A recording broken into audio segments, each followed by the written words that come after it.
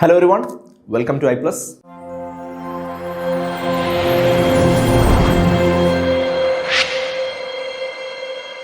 So ഇന്നത്തെ വീഡിയോയിൽ ഞാൻ ചെയ്യാൻ ഉദ്ദേശിക്കുന്നത് ദ ഡെക്കാൻ ക്രോണിക്കിൾ എന്ന് പറയുന്ന വളരെ വിഖ്യാതമായിട്ടുള്ള ഒരു ന്യൂസ് പേപ്പർ.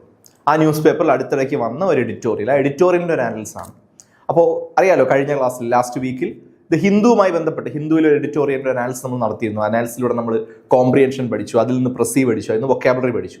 അപ്പോൾ അതിൽ നിന്ന് കിട്ടിയ ഒരു ട്രമൻഡസ് ഫീഡ്ബാക്ക്, ഒരുപാട് കുട്ടികൾ അതിനകത്ത് എന്താ പറയുക, ഒരൊറ്റ ക്ലാസ്സിൽ നിന്ന് തന്നെ, എനിക്കൊന്ന് 1.5 മണിക്കൂർ നീണ്ടുന്ന ക്ലാസ് ആയിരുന്നു. അപ്പോൾ ഒരൊറ്റ ക്ലാസ്സിൽ നിന്ന് തന്നെ ഒരുപാട് കാര്യങ്ങൾ അവർക്ക് പഠിക്കാൻ പറ്റുന്നുണ്ട്. അതായത് ഡിസ്ക്രിപ്റ്റീവ് റൈറ്റിങ്ങും ഈ പറഞ്ഞ വൊക്കാബുലറി, അങ്ങനെ ഒത്തിരി കാര്യങ്ങൾ പഠിക്കാൻ പറ്റുന്നുണ്ടായിരുന്നു. അപ്പോൾ അതിൻ്റെ ഒരു തുടർച്ച എന്നാണ് നമുക്കിതൊരു സീരീസ് ആയിട്ട് തന്നെ മുന്നോട്ട് കൊണ്ടുപോകാം. ഇതുപോലെ വളരെ പ്രധാനപ്പെട്ട പത്രങ്ങളുടെ എഡിറ്റോറിയൽസ് നമ്മളൊന്ന് നിരന്തരം അനലൈസ് ചെയ്താൽ തന്നെ, അത് വായിച്ചെടുത്ത് പോയി കഴിഞ്ഞാൽ തന്നെ നമുക്ക് അത്യാവശ്യം ഡിസ്ക്രിപ്റ്റീവ് റൈറ്റിംഗ് നമ്മളെ സഹായിക്കും, വൊക്കാബുലറി ബിൽഡിങ്ങിനെ സഹായിക്കും. സോ അത് തന്നെയാണ് ഈ ഒരു ക്ലാസ് ഞാൻ ഉദ്ദേശിക്കുന്നത്. So let's begin.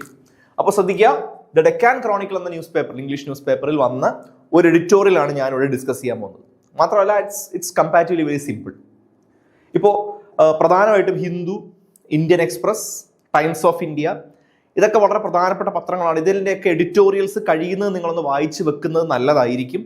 വായന അറിയാമല്ലോ, നിങ്ങളുടെ ഷോർട്ട് എസ്സേ ഒക്കെ എഴുതുമ്പോൾ നിങ്ങളുടെ ആർഗ്യുമെന്റ്സ് കൺസ്ട്രക്ട് ചെയ്യാൻ നിങ്ങളെ സഹായിക്കും. പിന്നെ വൊക്കാബുലറി ബിൽഡ് ചെയ്യാൻ സഹായിക്കും. നിങ്ങൾ ഇന്ന് തുടങ്ങിയാലും മതി. ഇന്ന് തുടങ്ങിയാൽ തന്നെ പരീക്ഷ ആകുമ്പോഴത്തേക്ക് നിങ്ങൾ നല്ല രീതിയിൽ വൊക്കാബുലറി ബിൽഡിങ്ങിൽ മുന്നിൽ വരും. മനസ്സിലായി? നിങ്ങളുടെ ആർഗ്യുമെന്റ്സ് ഒക്കെ ഫോം ചെയ്യാൻ കുറച്ചുകൂടെ ഒരു അക്കാഡമിക് സൗണ്ടിങ് വന്നു ചേരും. അതുകൊണ്ടാണ്. So let's begin. അപ്പോൾ സുപ്രീം കോടതിയുടെ ഒരു, മാത്രമല്ല നിങ്ങളിപ്പോൾ ഹൈക്കോടതി അസിസ്റ്റന്റ് പരീക്ഷയ്ക്കാണല്ലോ പ്രിപ്പയർ ചെയ്യുന്നത്. അപ്പോൾ അത് ഒരു എന്താ പറയുക, കോടതിയുമൊക്കെ ആയിട്ട് ബന്ധപ്പെട്ട ഒരു ആർട്ടിക്കിൾ തന്നെയാണ് ഞാൻ സെലക്ട് ചെയ്തിരിക്കുന്നത്. അതുകൊണ്ടാണ്. അപ്പോൾ ഒരുപാട് പത്രങ്ങൾ ഇങ്ങനെ തപ്പി നോക്കിയിരുന്നു. ഈ പറഞ്ഞാൽ നിങ്ങൾക്ക് വായിക്കുമ്പോൾ നിങ്ങൾക്ക് ഇത്തിരി സിമ്പിളായിട്ട് തോന്നാനും, പിന്നെ വായിച്ച് പെട്ടെന്ന് വൊക്കാബുലറി ബിൽഡ് ചെയ്യാൻ പറ്റുന്നതും, എന്നാൽ ഇത്തിരി കൂടെ റെലവെന്റ് ആയിട്ടുള്ള നിങ്ങളുടെ പരീക്ഷയുമായിട്ടൊക്കെ ബന്ധപ്പെട്ട, കോടതിയൊക്കെ ആയിട്ട് ബന്ധപ്പെട്ട, നിയമവുമായി ബന്ധപ്പെട്ട ആർട്ടിക്കിൾസ് ഞാൻ തപ്പി നോക്കിയാണ് ഒടുവിൽ അത് ഇവിടേക്ക് എത്തിയത്. ഇത് ലാസ്റ്റ് വീക്കിൽ വന്ന ഒരു എഡിറ്റോറിയലാണ്. നമുക്ക് നോക്കാം. The Supreme Court judgment prioritizing walking over motorized travel on the road and declaring that the right to walk on demarcated footpaths as a fundamental right contains great ideas that will go a long way in addressing one of the most under-focused human rights. അപ്പോൾ നിങ്ങൾ എല്ലാവരും പത്രങ്ങളിൽ വായിച്ചു കാണും, കാൽനട, അതായത് ഫുട്പാത്തിൽ കൂടെയുള്ള, കാൽനട പാതയിലുള്ള ഫുട്പാത്തിൽ കൂടെയുള്ള നമ്മുടെ നടപ്പിന്റെ ഉള്ള അവകാശം, അതുമായി ബന്ധപ്പെട്ട ഒരു വാർത്തയാണ് കേട്ടോ. സുപ്രീം കോടതി ജഡ്ജ്മെന്റ്, സുപ്രീം കോടതി ഒരു വിധി പുറപ്പെടുവിക്കുന്നു. Prioritising walking over motorised travel, വാഹനയാത്ര, അതായത് വാഹനങ്ങളെക്കാൾ മുൻഗണന വാക്കിങ്ങിന് കൊടുക്കുന്നു, കാൽനട യാത്രക്കാർക്ക് കൊടുക്കുന്നു. ഓൺ ദ റോഡ്, അതായത് റോഡിൽ കൂടുതൽ അവകാശം ഈ പറയും പോലെ കാൽനട യാത്രക്കാർക്കാണെന്നുള്ള സുപ്രീം കോടതി ജഡ്ജ്മെന്റ്. ആൻഡ് ഡിക്ലെയറിംഗ് ദാറ്റ്, അതോടൊപ്പം പ്രസ്താവിക്കുകയാണ് കോടതി, that the right to walk on demarcated footpaths, demarcated എന്ന് പറഞ്ഞാൽ വ്യക്തമായിട്ട് വരച്ച് അതിർത്തി തിരിച്ചിരിക്കുന്നത്. ഇപ്പൊ റോഡിൽ കയറി നടക്കുന്നത്, റോഡിന്റെ നടുക്ക് കൂടെ കയറി നടക്കാന്നല്ലോ അതിനർത്ഥം. ഇപ്പൊ റോഡിൽ ഈ പറഞ്ഞ നടപ്പാത ഉണ്ടല്ലോ, നടക്കാനായിട്ട് ഇവിടെ മാർക്ക് ചെയ്തിട്ടിരിക്കുന്ന പാത. അപ്പൊ ഡിമാർക്കേറ്റഡ് ഫുട്പാത്തിൽ, വ്യക്തമായിട്ട് അതിർത്തി തിരിച്ച് വരച്ചിട്ടിരിക്കുന്ന ഫുട്പാത്തിലൂടെ നടക്കാനുള്ള അവകാശം ആസ് എ ഫണ്ടമെന്റൽ റൈറ്റ്, അതൊരു മൗലിക അവകാശമാണെന്ന് സുപ്രീം കോടതി പ്രസ്താവിക്കുന്നു. ഇറ്റ് കണ്ടെയ്ൻസ് ഗ്രേറ്റ് ഐഡിയാസ്, ആ ഒരു വിധിയിലും ആ പ്രസ്താവനയിലും വലിയ ആശയങ്ങൾ അടങ്ങിയിരിക്കുന്നു. That will go a long way in addressing one of the most under focused human rights. അത് ശരിക്കും പറഞ്ഞാൽ ചരിത്രത്തിൽ ഇടം പിടിക്കും. ഈ പറഞ്ഞ പ്രസ്താവന ഒരുപാട് ചർച്ച ചെയ്യപ്പെടും, ഒരുപാട് മനുഷ്യരിലേക്ക് അതിന്റെ സ്വാധീനം പോകും. കാരണം ഇത് addressing one of the most under focused human rights. ഇത് ഇതുവരെ കൂടുതലും നമ്മൾ സംസാരിച്ചിട്ടില്ലാത്ത, കൂടുതൽ നമ്മുടെ ശ്രദ്ധ ചെന്നിട്ടില്ലാത്ത ഒരു മൗലികാവകാശത്തെ കുറിച്ചാണ് സുപ്രീം കോടതി പറഞ്ഞത്. എന്താണ്? റോഡിൽ കാൽനടക്കാർക്ക് മുൻഗണനയുണ്ടെന്ന്. It is important to push such ideas into the attention of the decision makers. ഇത് വളരെ അത്യാവശ്യമാണ്. ഇത്തരത്തിലുള്ള ആശയങ്ങൾ നമ്മുടെ ഡിസിഷൻ മേക്കേഴ്സ്, നമ്മുടെ നേതാക്കന്മാരുടെ ശ്രദ്ധയിലേക്ക് ഉൾപ്പെടുത്തേണ്ടതാണ്. Unmindful of whether their time has come or not. Unmindful of whether their time has come or not. അതായത് ഈ ഡിസിഷൻ മേക്കേഴ്സ് ഒരു തീരുമാനം എടുക്കേണ്ട സമയമായിട്ടുണ്ടോ അല്ലയോ എന്നൊന്നും നമ്മൾ നോക്കണ്ട. പക്ഷെ ഇത്തരം കാര്യങ്ങൾ അവരുടെ ശ്രദ്ധയിലേക്ക് കൊണ്ടുവരിക എന്നുള്ളത് വളരെ പ്രധാനപ്പെട്ടതാണ്. അപ്പോൾ ആദ്യത്തെ പാരഗ്രാഫിൽ സുപ്രീം കോടതിയുടെ ഒരു ജഡ്ജ്മെന്റിനെ കുറിച്ചാണ് പറയുന്നത്. റോഡിൽ മോട്ടറൈസ്ഡ് ട്രാവലിന് മുകളിൽ വാക്കിംഗ്, അതായത് നടക്കുക എന്ന് പറയുന്ന കാര്യത്തെ പ്രയോറിറ്റൈസ് ചെയ്യും. ഇഫ് എ റോഡ് എക്സിസ്റ്റ്, ശ്രദ്ധിക്കുക, ഇൻവേർട്ടഡ് കോമയിലാണ് തുടങ്ങുന്നത്, ഒരു കോട്ടാണ്, കോടതി പറഞ്ഞിരിക്കുന്ന ഒരു നിരീക്ഷണമാണത്. If a road exist there must then be a duty to ensure that a footpath is demarcated. ഒരു റോഡ് ഉണ്ടെങ്കിൽ ഒരു ഫുട്പാത്ത് കൃത്യമായിട്ട് ഡിമാർക്കേറ്റ് ചെയ്തിരിക്കുന്നത്. ഇപ്പൊ രണ്ടാമത്തെ തവണയാണ് അല്ലേ വന്നിരിക്കുന്ന വാക്ക് ഡിമാർക്കേറ്റഡ്. ഡിമാർക്കേറ്റ് വെച്ചാൽ വ്യക്തമായിട്ട് വരച്ച് അതിർത്തി തിരിച്ചിരിക്കണം, demarcated. And maintained for walkers. ഒരു റോഡ് ഉണ്ടെങ്കിൽ വാഹനങ്ങൾക്ക് പോകാനുള്ള വഴി മാത്രമല്ല അത്, കാൽനടക്കാർക്കും കൂടെയുള്ള കൃത്യമായിട്ട് ഈ പറഞ്ഞ പോലെ വഴി മാർക്ക് ചെയ്ത് കൊടുത്തിരിക്കണം. This is an enforceable duty the court said. അപ്പൊ കോടതി പറഞ്ഞ കാര്യം ഇവിടം വരെയാണ്. This is an enforceable duty, നടപ്പിലാക്കേണ്ട കാര്യമാണ്. The court said, expanding the scope of Article 1D of the Constitution, which protects the right to move freely throughout the territory of India. അപ്പോൾ ഇത്തരത്തിലൊരു നിരീക്ഷണമാണ് കോടതി പറഞ്ഞത്. കോടതി ഇവിടെ ആർട്ടിക്കിൾ 19(1)D, ഭരണഘടനയിലെ ആർട്ടിക്കിൾ 19(1)D, അതിന്റെ സാധ്യതയെ വിപുലീകരിച്ചുകൊണ്ടാണ് കോടതി ഇത്തരത്തിലൊരു നിരീക്ഷണം നടത്തിയത്. It's protects the right to move freely throughout the territory of India. കാരണം ഈ ഒരു കോൺസ്റ്റിറ്റ്യൂഷൻ 19(1)D എന്ന് പറയുന്ന ഭാഗത്ത് പറഞ്ഞിരിക്കുന്നത് എന്താണ്, അവിടെ എന്ത് അവകാശമാണ് സംരക്ഷിക്കപ്പെട്ടിരിക്കുന്നത് ഒരു ഭാരതീയ പൗരന്റെ? To move freely throughout the territory of India. India എന്ന് പറയുന്ന രാജ്യത്ത് നമുക്ക് ഇഷ്ടത്തിനുള്ള ഒരു സഞ്ചാര സ്വാതന്ത്ര്യമുണ്ട്. അപ്പൊ അതിനെ സംരക്ഷിച്ചുകൊണ്ടാണ് കോടതി ഇങ്ങനെ പറഞ്ഞിരിക്കുന്നത്. The judgment which came on a petition seeking a higher compensation for the accidental death of a 5-year-old boy. അപ്പൊ ശ്രദ്ധിക്കുക, ഈ ജഡ്ജ്മെന്റ് വന്നത് which came on a petition, ഒരു പെറ്റീഷൻ വന്നതിന് ശേഷമാണ്, ഒരു പരാതി ചെന്നിരുന്നു.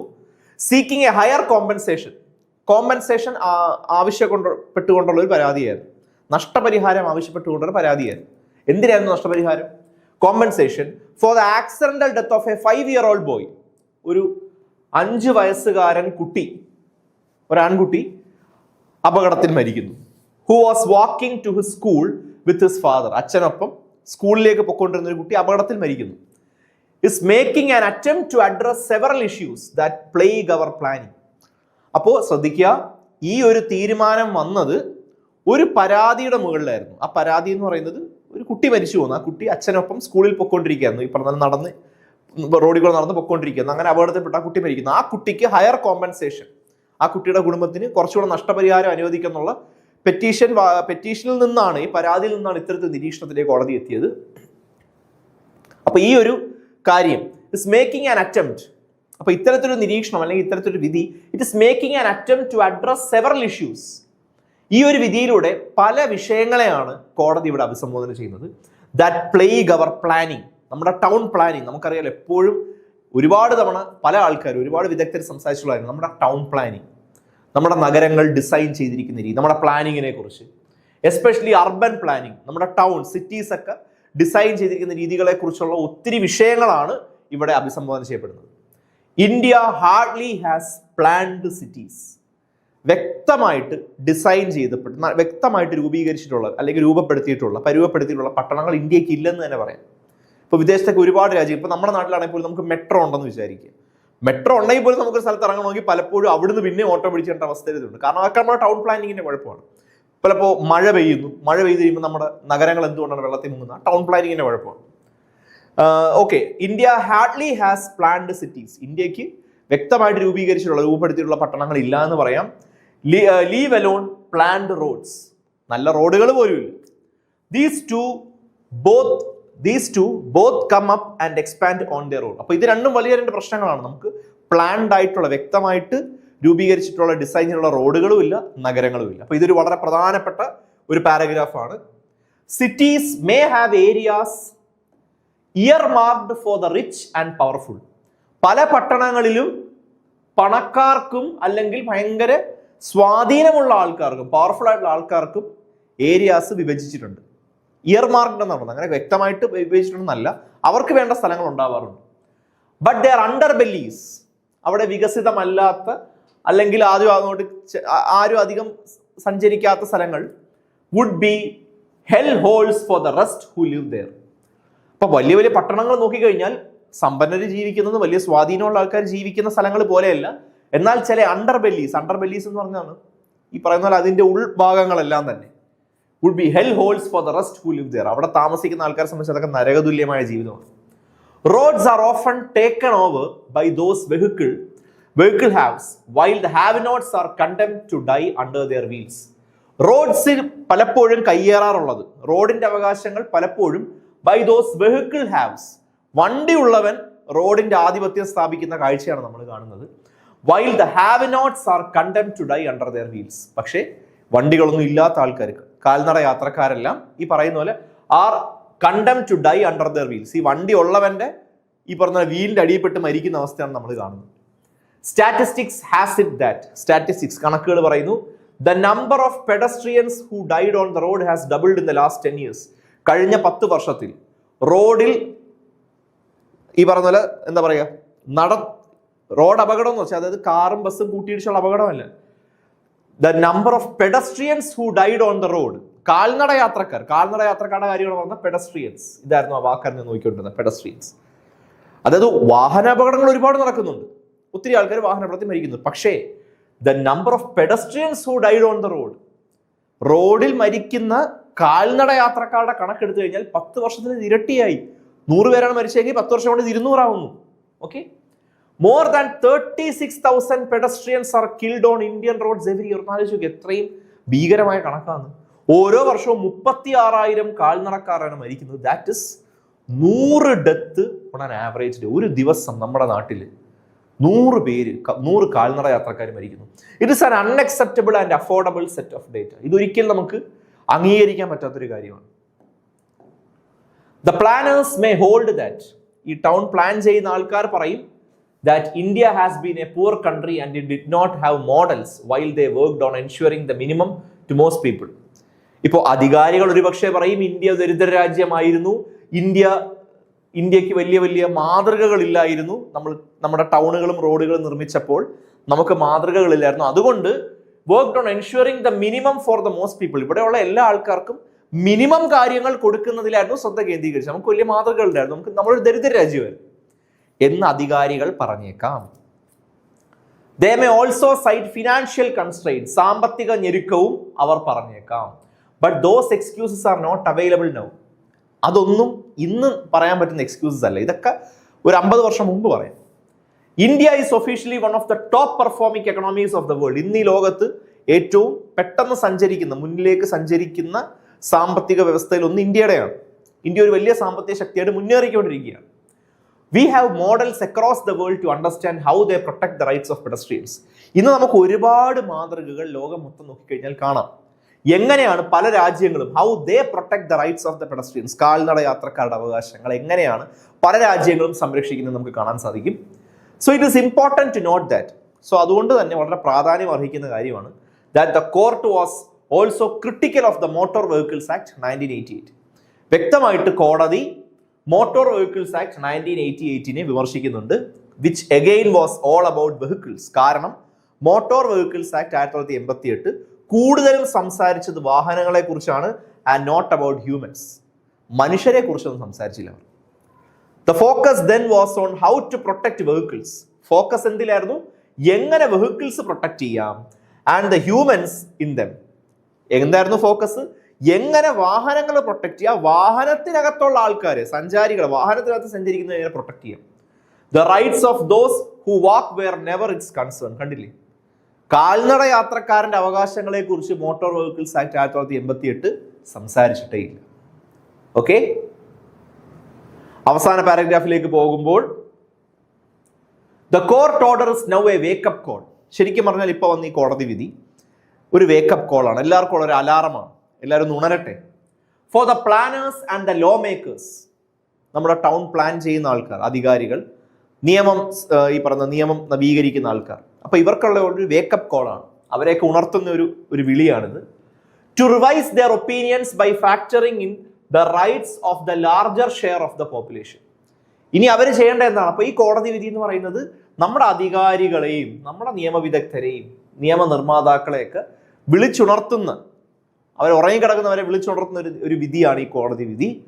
കാരണം അതുവഴി can revise their opinions by factoring in the rights of the larger share of the population. ഇനി അവർ പ്രവർത്തിക്കേണ്ടത് ഈ പോപ്പുലേഷൻ, ഈ ജനക്കൂട്ടത്തിലെ ഏറ്റവും കൂടുതൽ ആൾക്കാർ, ആ ബഹുഭൂരിപക്ഷം നടന്ന കാൽനട യാത്രക്കാർ, അപ്പൊ അവരുടെ അവകാശങ്ങളെയും കൂടെ ഇനി നമ്മൾ കേന്ദ്രീകരിക്കണം. No country has unlimited resources to spend on a section of the people. ഒരു രാജ്യത്തിനും ഇങ്ങനെ ഒത്തിരി resources to spend on a section of the people, ഒരു വിഭാഗത്തിന് മാത്രം എല്ലാ റിസോഴ്സസും കൊടുക്കാൻ പറ്റുന്ന നിലയിലല്ല ഒരു രാജ്യത്തിന് അങ്ങനെയുള്ള ഒരു പ്രിവിലേജ് ഇല്ല. They have to be optimized instead. In this regard, planners will be called upon to introduce more measures to disincentivize. ഒരു പുതിയ വാക്കാണ് നമ്മൾ വൊക്കാബുലറി ബിൽഡിംഗ് ശ്രദ്ധിക്കുക, ഡിസ്ഇൻസെന്റിവൈസ്. അപ്പോ planners will be called upon, അവരോട് ആവശ്യപ്പെടും എന്തിന്? ടു ഇൻട്രൊഡ്യൂസ് മോർ മെഷേഴ്സ്, പുതിയ കാര്യങ്ങൾ നടപ്പിലാക്കണം. എന്തിന്? To disincentivise private transport and promote and encourage public transport. പൊതുഗതാഗതത്തെ കൂടുതൽ പ്രോത്സാഹിപ്പിക്കാൻ അവരോട് ആവശ്യപ്പെട്ടേക്കാം. They will have to redesign old roads, പഴയ റോഡുകൾ റീഡിസൈൻ ചെയ്യണം, പുനർക്രമീകരിക്കണം. And approach further planning of new roads, പുതിയ റോഡുകൾ രൂപീകരിക്കുന്നതിൽ അവർ ശ്രദ്ധ പുലർത്തണം. Keeping in mind the supreme കോടതി ജഡ്ജ്മെന്റ്, ഇനി ഈ സുപ്രീം കോടതി വിധി മനസ്സിൽ വെച്ചിട്ട് വേണം പുതിയ റോഡുകളുടെ രൂപകൽപ്പന നടക്കാൻ. The കോർട്ട്സ് call may sound A bit ambitious.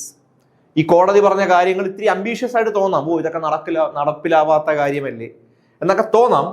For now, ഇപ്പൊ അങ്ങനെ തോന്നാം. But it is time it went into the planning process. നമ്മുടെ ടൗൺ പ്ലാനിങ്ങിലേക്ക് ഈ പറഞ്ഞ കാര്യം വരാനുള്ള സമയമൊക്കെ അതിക്രമിച്ചു ശരിക്കും പറഞ്ഞു. അപ്പൊ ഇതായിരുന്നു വളരെ ശരിക്കും പറഞ്ഞാൽ നല്ല റെലവെന്റ് ആയ ഒരു ആർട്ടിക്കിൾ ആണ്. നിങ്ങളൊക്കെ അത് വായിക്കണം എന്നുള്ളത് കൊണ്ടാണ് ഞാനത് ഇൻട്രൊഡ്യൂസ് ചെയ്തത്. ഇനി നമുക്ക് ഈ വായിച്ച പാസേജിൽ നിന്ന് അതിന്റെ ചെറിയ അനാലിസിസ് നോക്കാം. 5 key insights from the editorial. ഈ എഡിറ്റോറിയൽ നമുക്ക് മനസ്സിലായ 5 കാര്യങ്ങൾ. The editorial expands the meaning of fundamental rights. ശ്രദ്ധിക്കുക, ഫണ്ടമെന്റൽ റൈറ്റ്സ്, മൗലികാവകാശം എന്ന് പറയുന്നതിന്റെ അർത്ഥം അതൊന്ന് വിപുലമാക്കുകയാണ് ഈ എഡിറ്റോറിയൽ ചെയ്യുന്നത്. The central argument is that, പ്രധാനമായിട്ടും പറയുന്നത്, the right to walk safely on footpath is not merely a civic convenience but a constitutional right. അതായത് നമ്മുടെ റോഡുകളിലെ ഫുട്പാത്തുകളിലൂടെ സേഫ് ആയിട്ട് നടന്നു പോവുക എന്ന് പറയുന്നത്, നടക്കാനുള്ള അവകാശം എന്ന് പറയുന്നത് വെറും സിവിക് കൺവീനിയൻസ് അല്ല, ഒരു പൗരൻ എന്ന നിലയിൽ നമുക്ക് തരുന്ന ഔദാര്യമല്ല, അത് നമ്മുടെ കോൺസ്റ്റിറ്റ്യൂഷണൽ റൈറ്റ് ആണ്, ഭരണഘടനാപരമായ അവകാശമാണ്. സേഫ് ആയിട്ട് നമുക്ക് നമ്മുടെ ഫുട്പാത്തുകളിലൂടെ നടക്കാൻ പറ്റണം. റോഡ് ഉണ്ടെങ്കിൽ അത് കാൽനട യാത്രക്കാരനും കൂടെ ഉള്ളതാണ്. The supreme court interprets, supreme കോടതി ആർട്ടിക്കിൾ 19(1)d എന്ന് പറഞ്ഞാൽ ഫ്രീഡം ഓഫ് മൂവ്മെന്റിനെയാണ് ഇവിടെ ഇന്റർപ്രറ്റ് ചെയ്തിരിക്കുന്നത്, വ്യാഖ്യാനിച്ചിരിക്കുന്ന broadly to include safe pedestrian infrastructure. അപ്പോൾ ഈ ഒരു ആർട്ടിക്കിളിനെ എടുത്തുകൊണ്ട് വ്യാഖ്യാനിച്ചുകൊണ്ട് ഇവിടെ കോടതി പറയുന്നത്, ശരിക്കും പറഞ്ഞാൽ നമുക്കൊരു സേഫ് പെഡസ്ട്രിയൻ ഇൻഫ്രാസ്ട്രക്ചർ ഉണ്ടാവണം, കാൽനട യാത്രക്കാർക്കും സുരക്ഷിതമായിട്ടുള്ള ഒരു സ്ഥിതി ഇവിടെ ഉണ്ടാവണം. രണ്ടാമത്തെ കാര്യം, India's urban planning prioritises vehicle over people. ഇന്നും നമ്മുടെ സിറ്റീസ് അല്ലെങ്കിൽ നമ്മുടെ റോഡുകൾ രൂപകൽപ്പന ചെയ്തിരിക്കുന്നത് വാഹനങ്ങൾക്ക് മുൻഗണന കൊടുക്കുന്ന രീതിയിലാണ്. The editorial criticises the Indian cities for being designed primarily for motor vehicles. നമ്മുടെ പട്ടണങ്ങളും നമ്മുടെ റോഡുകളും രൂപകൽപ്പന ചെയ്തിരിക്കുന്നത് ശരിക്കും പറഞ്ഞാൽ വെഹിക്കിൾസിന് വേണ്ടി മാത്രമാണ്, അവർക്കാണ് മുൻഗണന. വൈൽ പെഡസ്ട്രിയൻസ്, കാൽനട യാത്രക്കാർ, the largest and the most vulnerable group, ശരിക്കും പറഞ്ഞാൽ അവരല്ലേ ബഹുഭൂരിപക്ഷം, അവരുടെ കാര്യം എന്ന് പറയുന്നത് ദേ റിസീവ് ഇൻഅഡിക്വേറ്റ് അറ്റൻഷൻ, അവർക്ക് വേണ്ട ശ്രദ്ധ കിട്ടുന്നില്ല, വാഹനമുള്ളവർക്കാണ് ശ്രദ്ധ. 3, സ്റ്റാറ്റിസ്റ്റിക്സ് സ്ട്രെങ്തൻ ദ ആർഗ്യുമെന്റ്. അപ്പൊ ഇവിടെ ഒരു ആർഗ്യുമെന്റ്, ഒരു പ്രോബ്ലത്തെ കുറിച്ച് പറയുന്നുണ്ടെങ്കിലും അതിനെ വ്യക്തമായിട്ട് അത് എത്രത്തോളം സത്യമാണെന്ന് സ്ഥാപിക്കാൻ വേണ്ടി തെളിവുകൾ നിരത്തുന്നുണ്ട്. Rather than relying on emotion, വൈകാരികമായിട്ടുള്ള ഭാഷ ഉപയോഗിക്കുന്നതിന് പകരം ഇവിടെ എവിഡൻസ് ഉപയോഗിക്കുന്നുണ്ട്. നോക്കിയേ, 36,000 പെഡസ്ട്രിയൻസ് എല്ലാ വർഷവും മരിക്കുന്നു, 100 പെഡസ്ട്രിയൻ ഡെത്ത്സ് എല്ലാ ദിവസവും നടക്കുന്നു, 10 വർഷത്തിൽ മരണം ഇരട്ടിയായിരിക്കുന്നു. അപ്പോൾ സ്റ്റാറ്റിസ്റ്റിക്സ് ഉണ്ട്, പ്രസി റൈറ്റിംഗ്, അതൊക്കെ ശ്രദ്ധിക്കേണ്ടതാണ്. 4ാമത് പറയുന്നത് എക്കണോമിക് എക്സ്ക്യൂസസ് വാലിഡ് അല്ല. The author acknowledges that India was once a poor country. ഒരിക്കൽ ഇന്ത്യ ദരിദ്ര രാജ്യമായിരുന്നു, അന്ന് ലിമിറ്റഡ് റിസോഴ്സേ ഉണ്ടായിരുന്നുള്ളൂ. പക്ഷേ ഇന്ന് ആ ജസ്റ്റിഫിക്കേഷൻ നിൽക്കത്തില്ല. ഇന്ന് ഇന്ത്യ എന്താ പറയുക, നല്ല അതിവേഗത്തിൽ മുന്നോട്ട് സഞ്ചരിക്കുന്ന ഒരു എക്കോണമിയാണ്. Since India is now among the world stronger economies and has successful international models to learn from. നമുക്ക് വലിയ വലിയ മാതൃകകൾ ചുറ്റുമുണ്ട് പഠിക്കാൻ. Better pedestrian infrastructure is achievable. അതുകൊണ്ട് തന്നെ കാൽനട യാത്രക്കാർക്ക് വേണ്ടിയുള്ള ഒരു ഇൻഫ്രാസ്ട്രക്ചർ അത് നമുക്ക് നേടിയെടുക്കാവുന്നേ ഉള്ളൂ. 5ാമത്തെ കാര്യം, എഡിറ്റോറിയൽ അവസാനിക്കുന്നു സൊല്യൂഷൻസ് വെച്ചിട്ടാണ്, കംപ്ലൈൻസ് പറഞ്ഞിട്ടല്ല. ഇത് പല എഡിറ്റോറിയൽസിന്റെയും ട്രേഡ് മാർക്കാണ്, സൊല്യൂഷൻസ് വെച്ചായിരിക്കും അവസാനിക്കുന്നത്. The conclusion is constructive.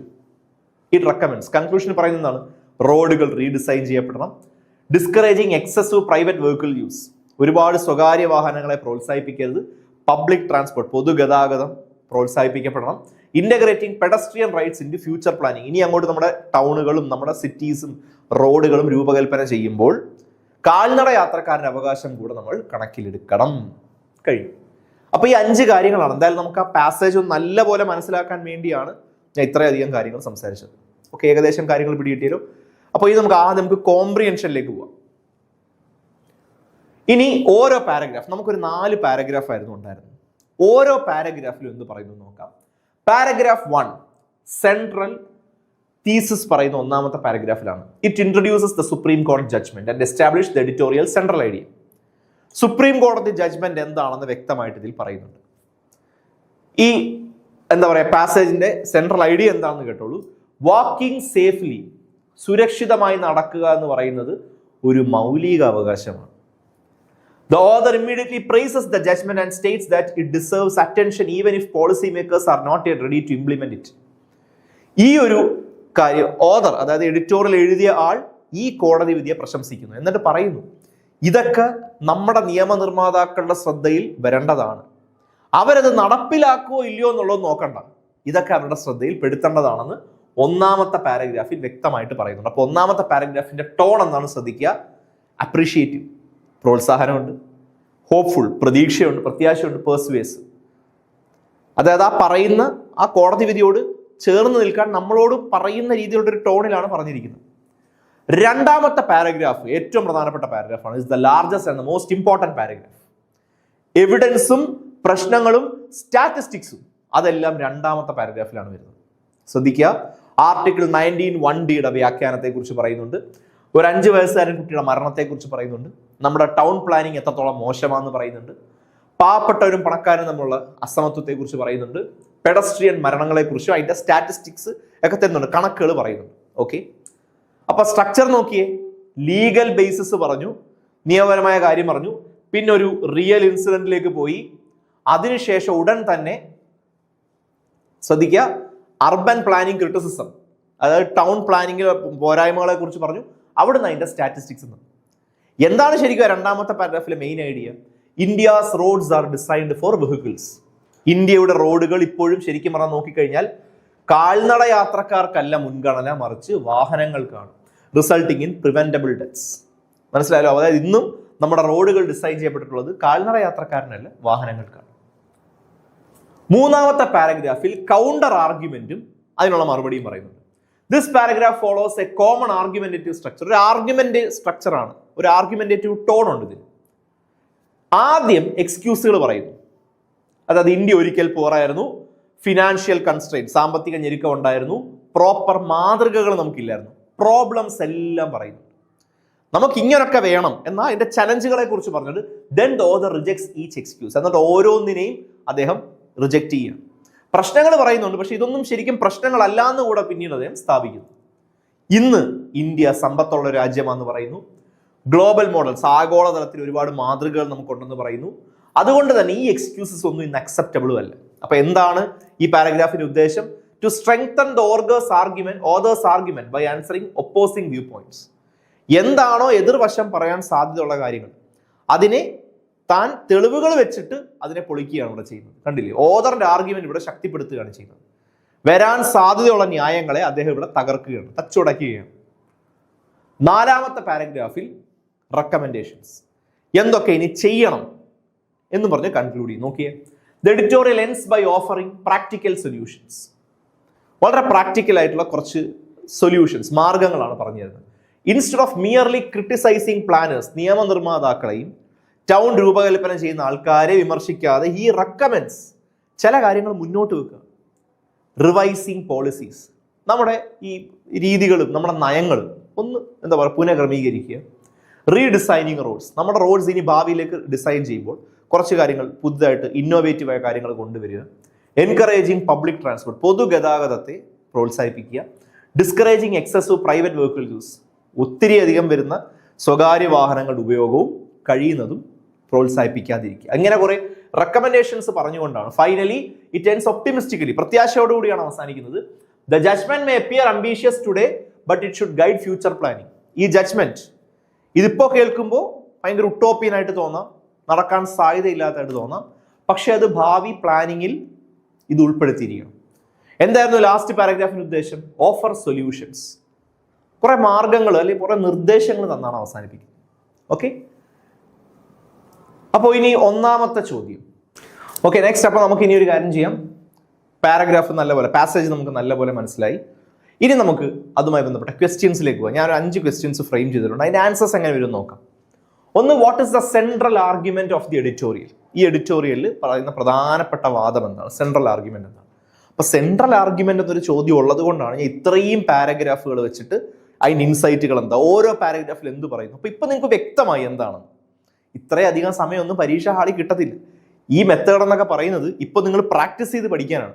ഇങ്ങനെ നിങ്ങളൊരു 10, 30, 50 എണ്ണം പ്രാക്ടീസ് ചെയ്ത് പഠിച്ചു കഴിയുമ്പോഴത്തേക്ക് പെട്ടെന്ന് നിങ്ങളുടെ റീഡിങ് കപ്പാസിറ്റി കൂടും, വൊക്കാബുലറി അത്യാവശ്യം ഉയരും. അപ്പൊ നിങ്ങൾക്ക് ഒരുപാടൊന്നും വായിക്കേണ്ടി വരത്തില്ല. പെട്ടെന്ന് ആദ്യ വായനയിൽ തന്നെ കാര്യങ്ങൾ പിടികിട്ടും.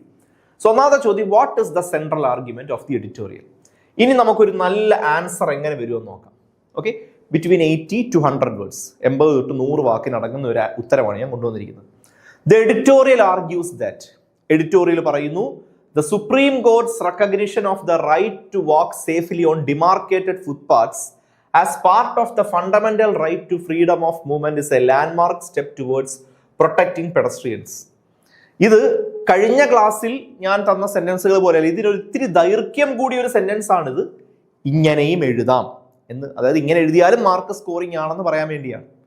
ഓക്കെ, ഒരിക്കലും സെന്റൻസിന്റെ ലെങ്ത് അല്ല, സെന്റൻസിന്റെ ക്വാളിറ്റിയാണ് നിങ്ങൾക്ക് മാർക്ക് കൊണ്ടുതരുന്നത്. ശ്രദ്ധിക്കുക, എഡിറ്റോറിയൽ പറയുന്നു സുപ്രീം കോർട്ടിന്റെ റെക്കഗ്നിഷൻ, അതായത് റൈറ്റ് ടു വാക്ക് സേഫ്ലി, ഫുട്പാത്തുകളിൽ സുരക്ഷയോടുകൂടി സഞ്ചരിക്കുക എന്നുള്ളത് ഒരു ഫണ്ടമെന്റൽ റൈറ്റ് ആണെന്ന് സുപ്രീം കോടതി തിരിച്ചറിഞ്ഞു.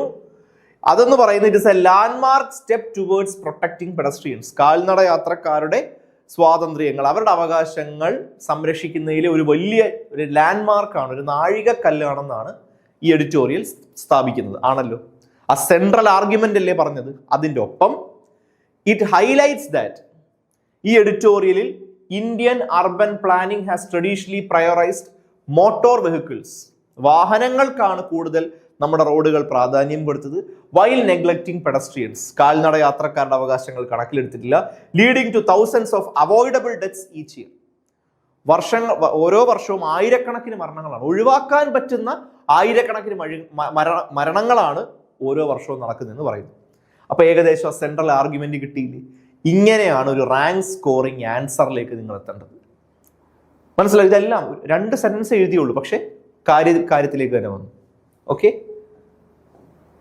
തീരുന്നില്ല. ദ ഓതർ അർജസ് പ്ലാനേഴ്സ്, അതോടൊപ്പം നിയമവിദഗ്ധരോടും ടൗൺ പ്ലാനിംഗ് അതോറിറ്റീസിനോടും ഓതർ പറയുകയാണ് ടു റീഡിസൈൻ റോഡ്സ്, റോഡുകൾ പുനഃക്രമീകരിക്കണം, ഇംപ്രൂവ് പെഡസ്ട്രിയൻ ഇൻഫ്രാസ്ട്രക്ചർ, കാൽനട യാത്രക്കാർക്കുള്ള രീതികൾ കുറച്ചുകൂടെ മെച്ചപ്പെടുത്തണം, and adopt people centric urban planning. ഇനി നമ്മുടെ നഗരങ്ങൾ രൂപകൽപ്പന ചെയ്യുമ്പോൾ കുറച്ചുകൂടെ എന്താ പറയുക, ജനങ്ങളെ കേന്ദ്രീകരിച്ചായിരിക്കണം. So that constitutional rights are translated into practical reality. അതങ്ങനെയെങ്കിൽ, അങ്ങനെ ചെയ്തു കഴിഞ്ഞാൽ ഭരണഘടനാ അവകാശങ്ങൾ യാഥാർത്ഥ്യമാകുന്നത് നമുക്ക് കാണാൻ പറ്റും. ഓക്കെ, അപ്പോൾ ഇവിടെ ശരിക്കും പറഞ്ഞാൽ 3 സെന്റൻസ് ആണ്. 3 സെന്റൻസ്, 3 സെന്റൻസസ്. ലെങ്ത് എന്ന് പറയുന്നത് ശ്രദ്ധിക്കുക, 80 to 100 വേർഡ്സിനകത്താണ് നമ്മുടെ ആൻസർ വന്നത്. 3 സെന്റൻസിൽ ഒന്നാമത്തെ സെന്റൻസ് എന്ന് പറയുന്നത് എന്താണ്? സുപ്രീം കോടതി ഇത് അംഗീകരിച്ചിരിക്കുന്നു. രണ്ടാമത്തെ സെന്റൻസ് എന്ന് പറഞ്ഞത് എന്താണ്? നമ്മൾ കാലങ്ങളായിട്ട് കാൽനട യാത്രക്കാർക്കല്ല മുൻഗണന കൊടുത്തത്. മൂന്നാമത് എന്താണ്? രണ്ടാമത് പ്രോബ്ലവും മൂന്നാമത് സൊല്യൂഷൻസും പറഞ്ഞാണ് നമ്മൾ അവസാനിച്ചത്. അപ്പോൾ സെൻട്രൽ ഐഡിയ, പ്രോബ്ലം, സൊല്യൂഷൻ, ഇത് നോക്കിയാൽ മതി. അപ്പൊ എന്തുകൊണ്ട് ഈ ഉത്തരം നല്ല എന്ന് പറയാൻ കഴിയും? It begins directly with the central idea. പ്രധാനപ്പെട്ട ആശയം എന്താണോ അതും പറഞ്ഞുകൊണ്ടാണ് തുടങ്ങിയിരിക്കുന്നത്. ലീഗൽ ആസ്പെക്ട് കവർ ചെയ്യുന്നുണ്ട്, പ്രോബ്ലം ഉൾപ്പെടുന്നുണ്ട്, ends with proposal of solution. കണ്ടല്ലോ, 3 സെന്റൻസിൽ നമ്മൾ അവസാനിപ്പിച്ചു.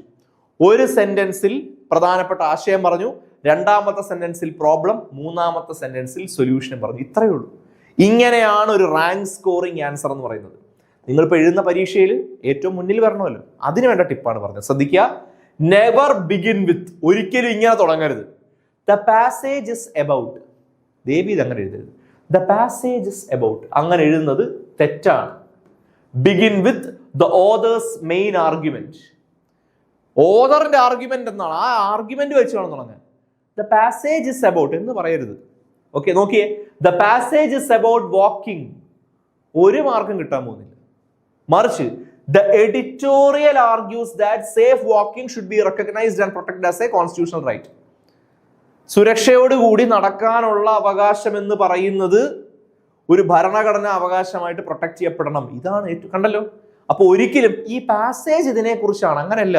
ഈ എഡിറ്റോറിയൽ വാദിക്കുന്ന അല്ലെ എഡിറ്റോറിയൽ മുന്നോട്ട് വെക്കുന്ന പ്രസ്താവന ഇതാണ് എന്ന് പറയണം. So that's immediately sounds more academic. കുറച്ചുകൂടെ അക്കാഡമിക് അപ്രോച്ച്, കുറച്ചുകൂടെ മെച്യൂരിറ്റി വന്നു ചേരും ഉത്തരങ്ങൾക്ക്. ഓക്കെ, രണ്ടാമത്തെ ക്വസ്റ്റ്യൻ കോസ് ഇഫക്റ്റ് അനാലിസിസ് ആണ്. അക്കോർഡിംഗ് ടു ദ ഓതർ, എഴുത്തുകാരനെ സംബന്ധിച്ച്, Y have pedestrians become one of the most neglected groups in Indian cities? ഒരിത്തിരി specific ആയ ചോദ്യം തന്നെ ഞാൻ കൊണ്ടുവന്നു. ഓതറിനെ സംബന്ധിച്ച് എന്തുകൊണ്ട് കാൽനട യാത്രക്കാർ have become one of the most neglected groups? Indian പട്ടണങ്ങളിൽ അവരുടെ അവകാശങ്ങൾ മാത്രം എന്തുകൊണ്ട് ആരും കണക്കിലെടുക്കുന്നില്ല? അവരെന്തുകൊണ്ട് മാറ്റി നിർത്തപ്പെട്ട അല്ലെങ്കിൽ അവഗണിക്കപ്പെട്ടിരിക്കുന്ന ഒരു കൂട്ടമായി മാറിയിരിക്കുന്നു? കാൽനട യാത്രക്കാർ എന്തുകൊണ്ട് അവഗണിക്കപ്പെടുന്ന കൂട്ടങ്ങളായി മാറുന്നു? എന്തുകൊണ്ട്?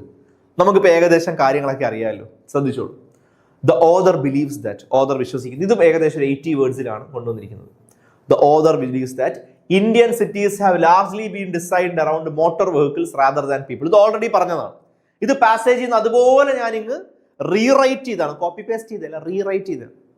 നമ്മുടെ ഇന്ത്യൻ റോഡുകൾ അല്ലെങ്കിൽ നമ്മുടെ ഇന്ത്യൻ പട്ടണങ്ങളെല്ലാം കാലങ്ങളായിട്ട് വാഹനങ്ങൾക്കാണ് മുൻഗണന കൊടുത്തിട്ടുള്ളത്, മനുഷ്യർക്കല്ല.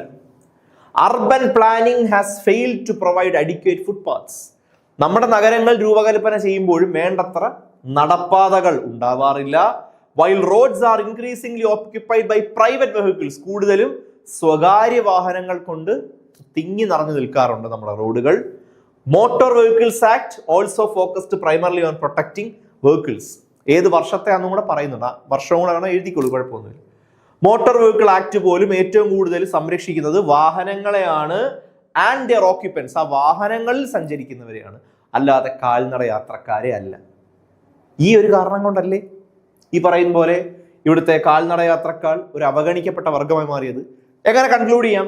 ആസ് എ റിസൾട്ട്, അതിനാൽ പെഡസ്ട്രിയൻസ് ഫേസ് അൺസേഫ് റോഡ്സ്, കാൽനട യാത്രക്കാർക്ക് സേഫ് ആയിട്ടുള്ള റോഡുകളല്ല ലഭ്യമാകുന്നത്.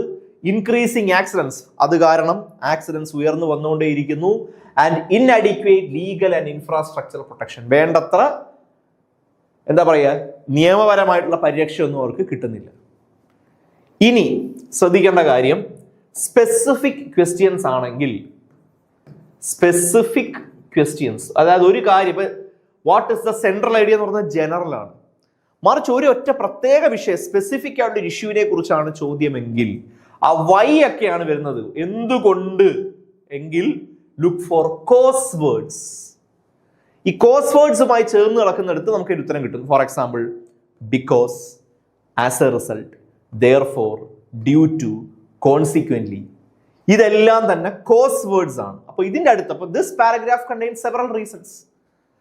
അപ്പൊ ഈ പാരഗ്രാഫ് എടുത്ത് നോക്കി, ആ കോസ് വേർഡ്സുമായി ബന്ധപ്പെട്ട് കുറെ കാരണങ്ങളും കാണാം. ലിസ്റ്റ് ദം ഫസ്റ്റ്, എന്നിട്ട് അതിനെ ലിസ്റ്റ് ചെയ്യുക. Then convert them into one paragraph, എന്നിട്ട് അതെല്ലാം ലിസ്റ്റ് ചെയ്തതിനു ശേഷം ഇതെല്ലാം കൂടെ ഒറ്റ പാരഗ്രാഫ് ആക്കി എഴുതിയാൽ മതി.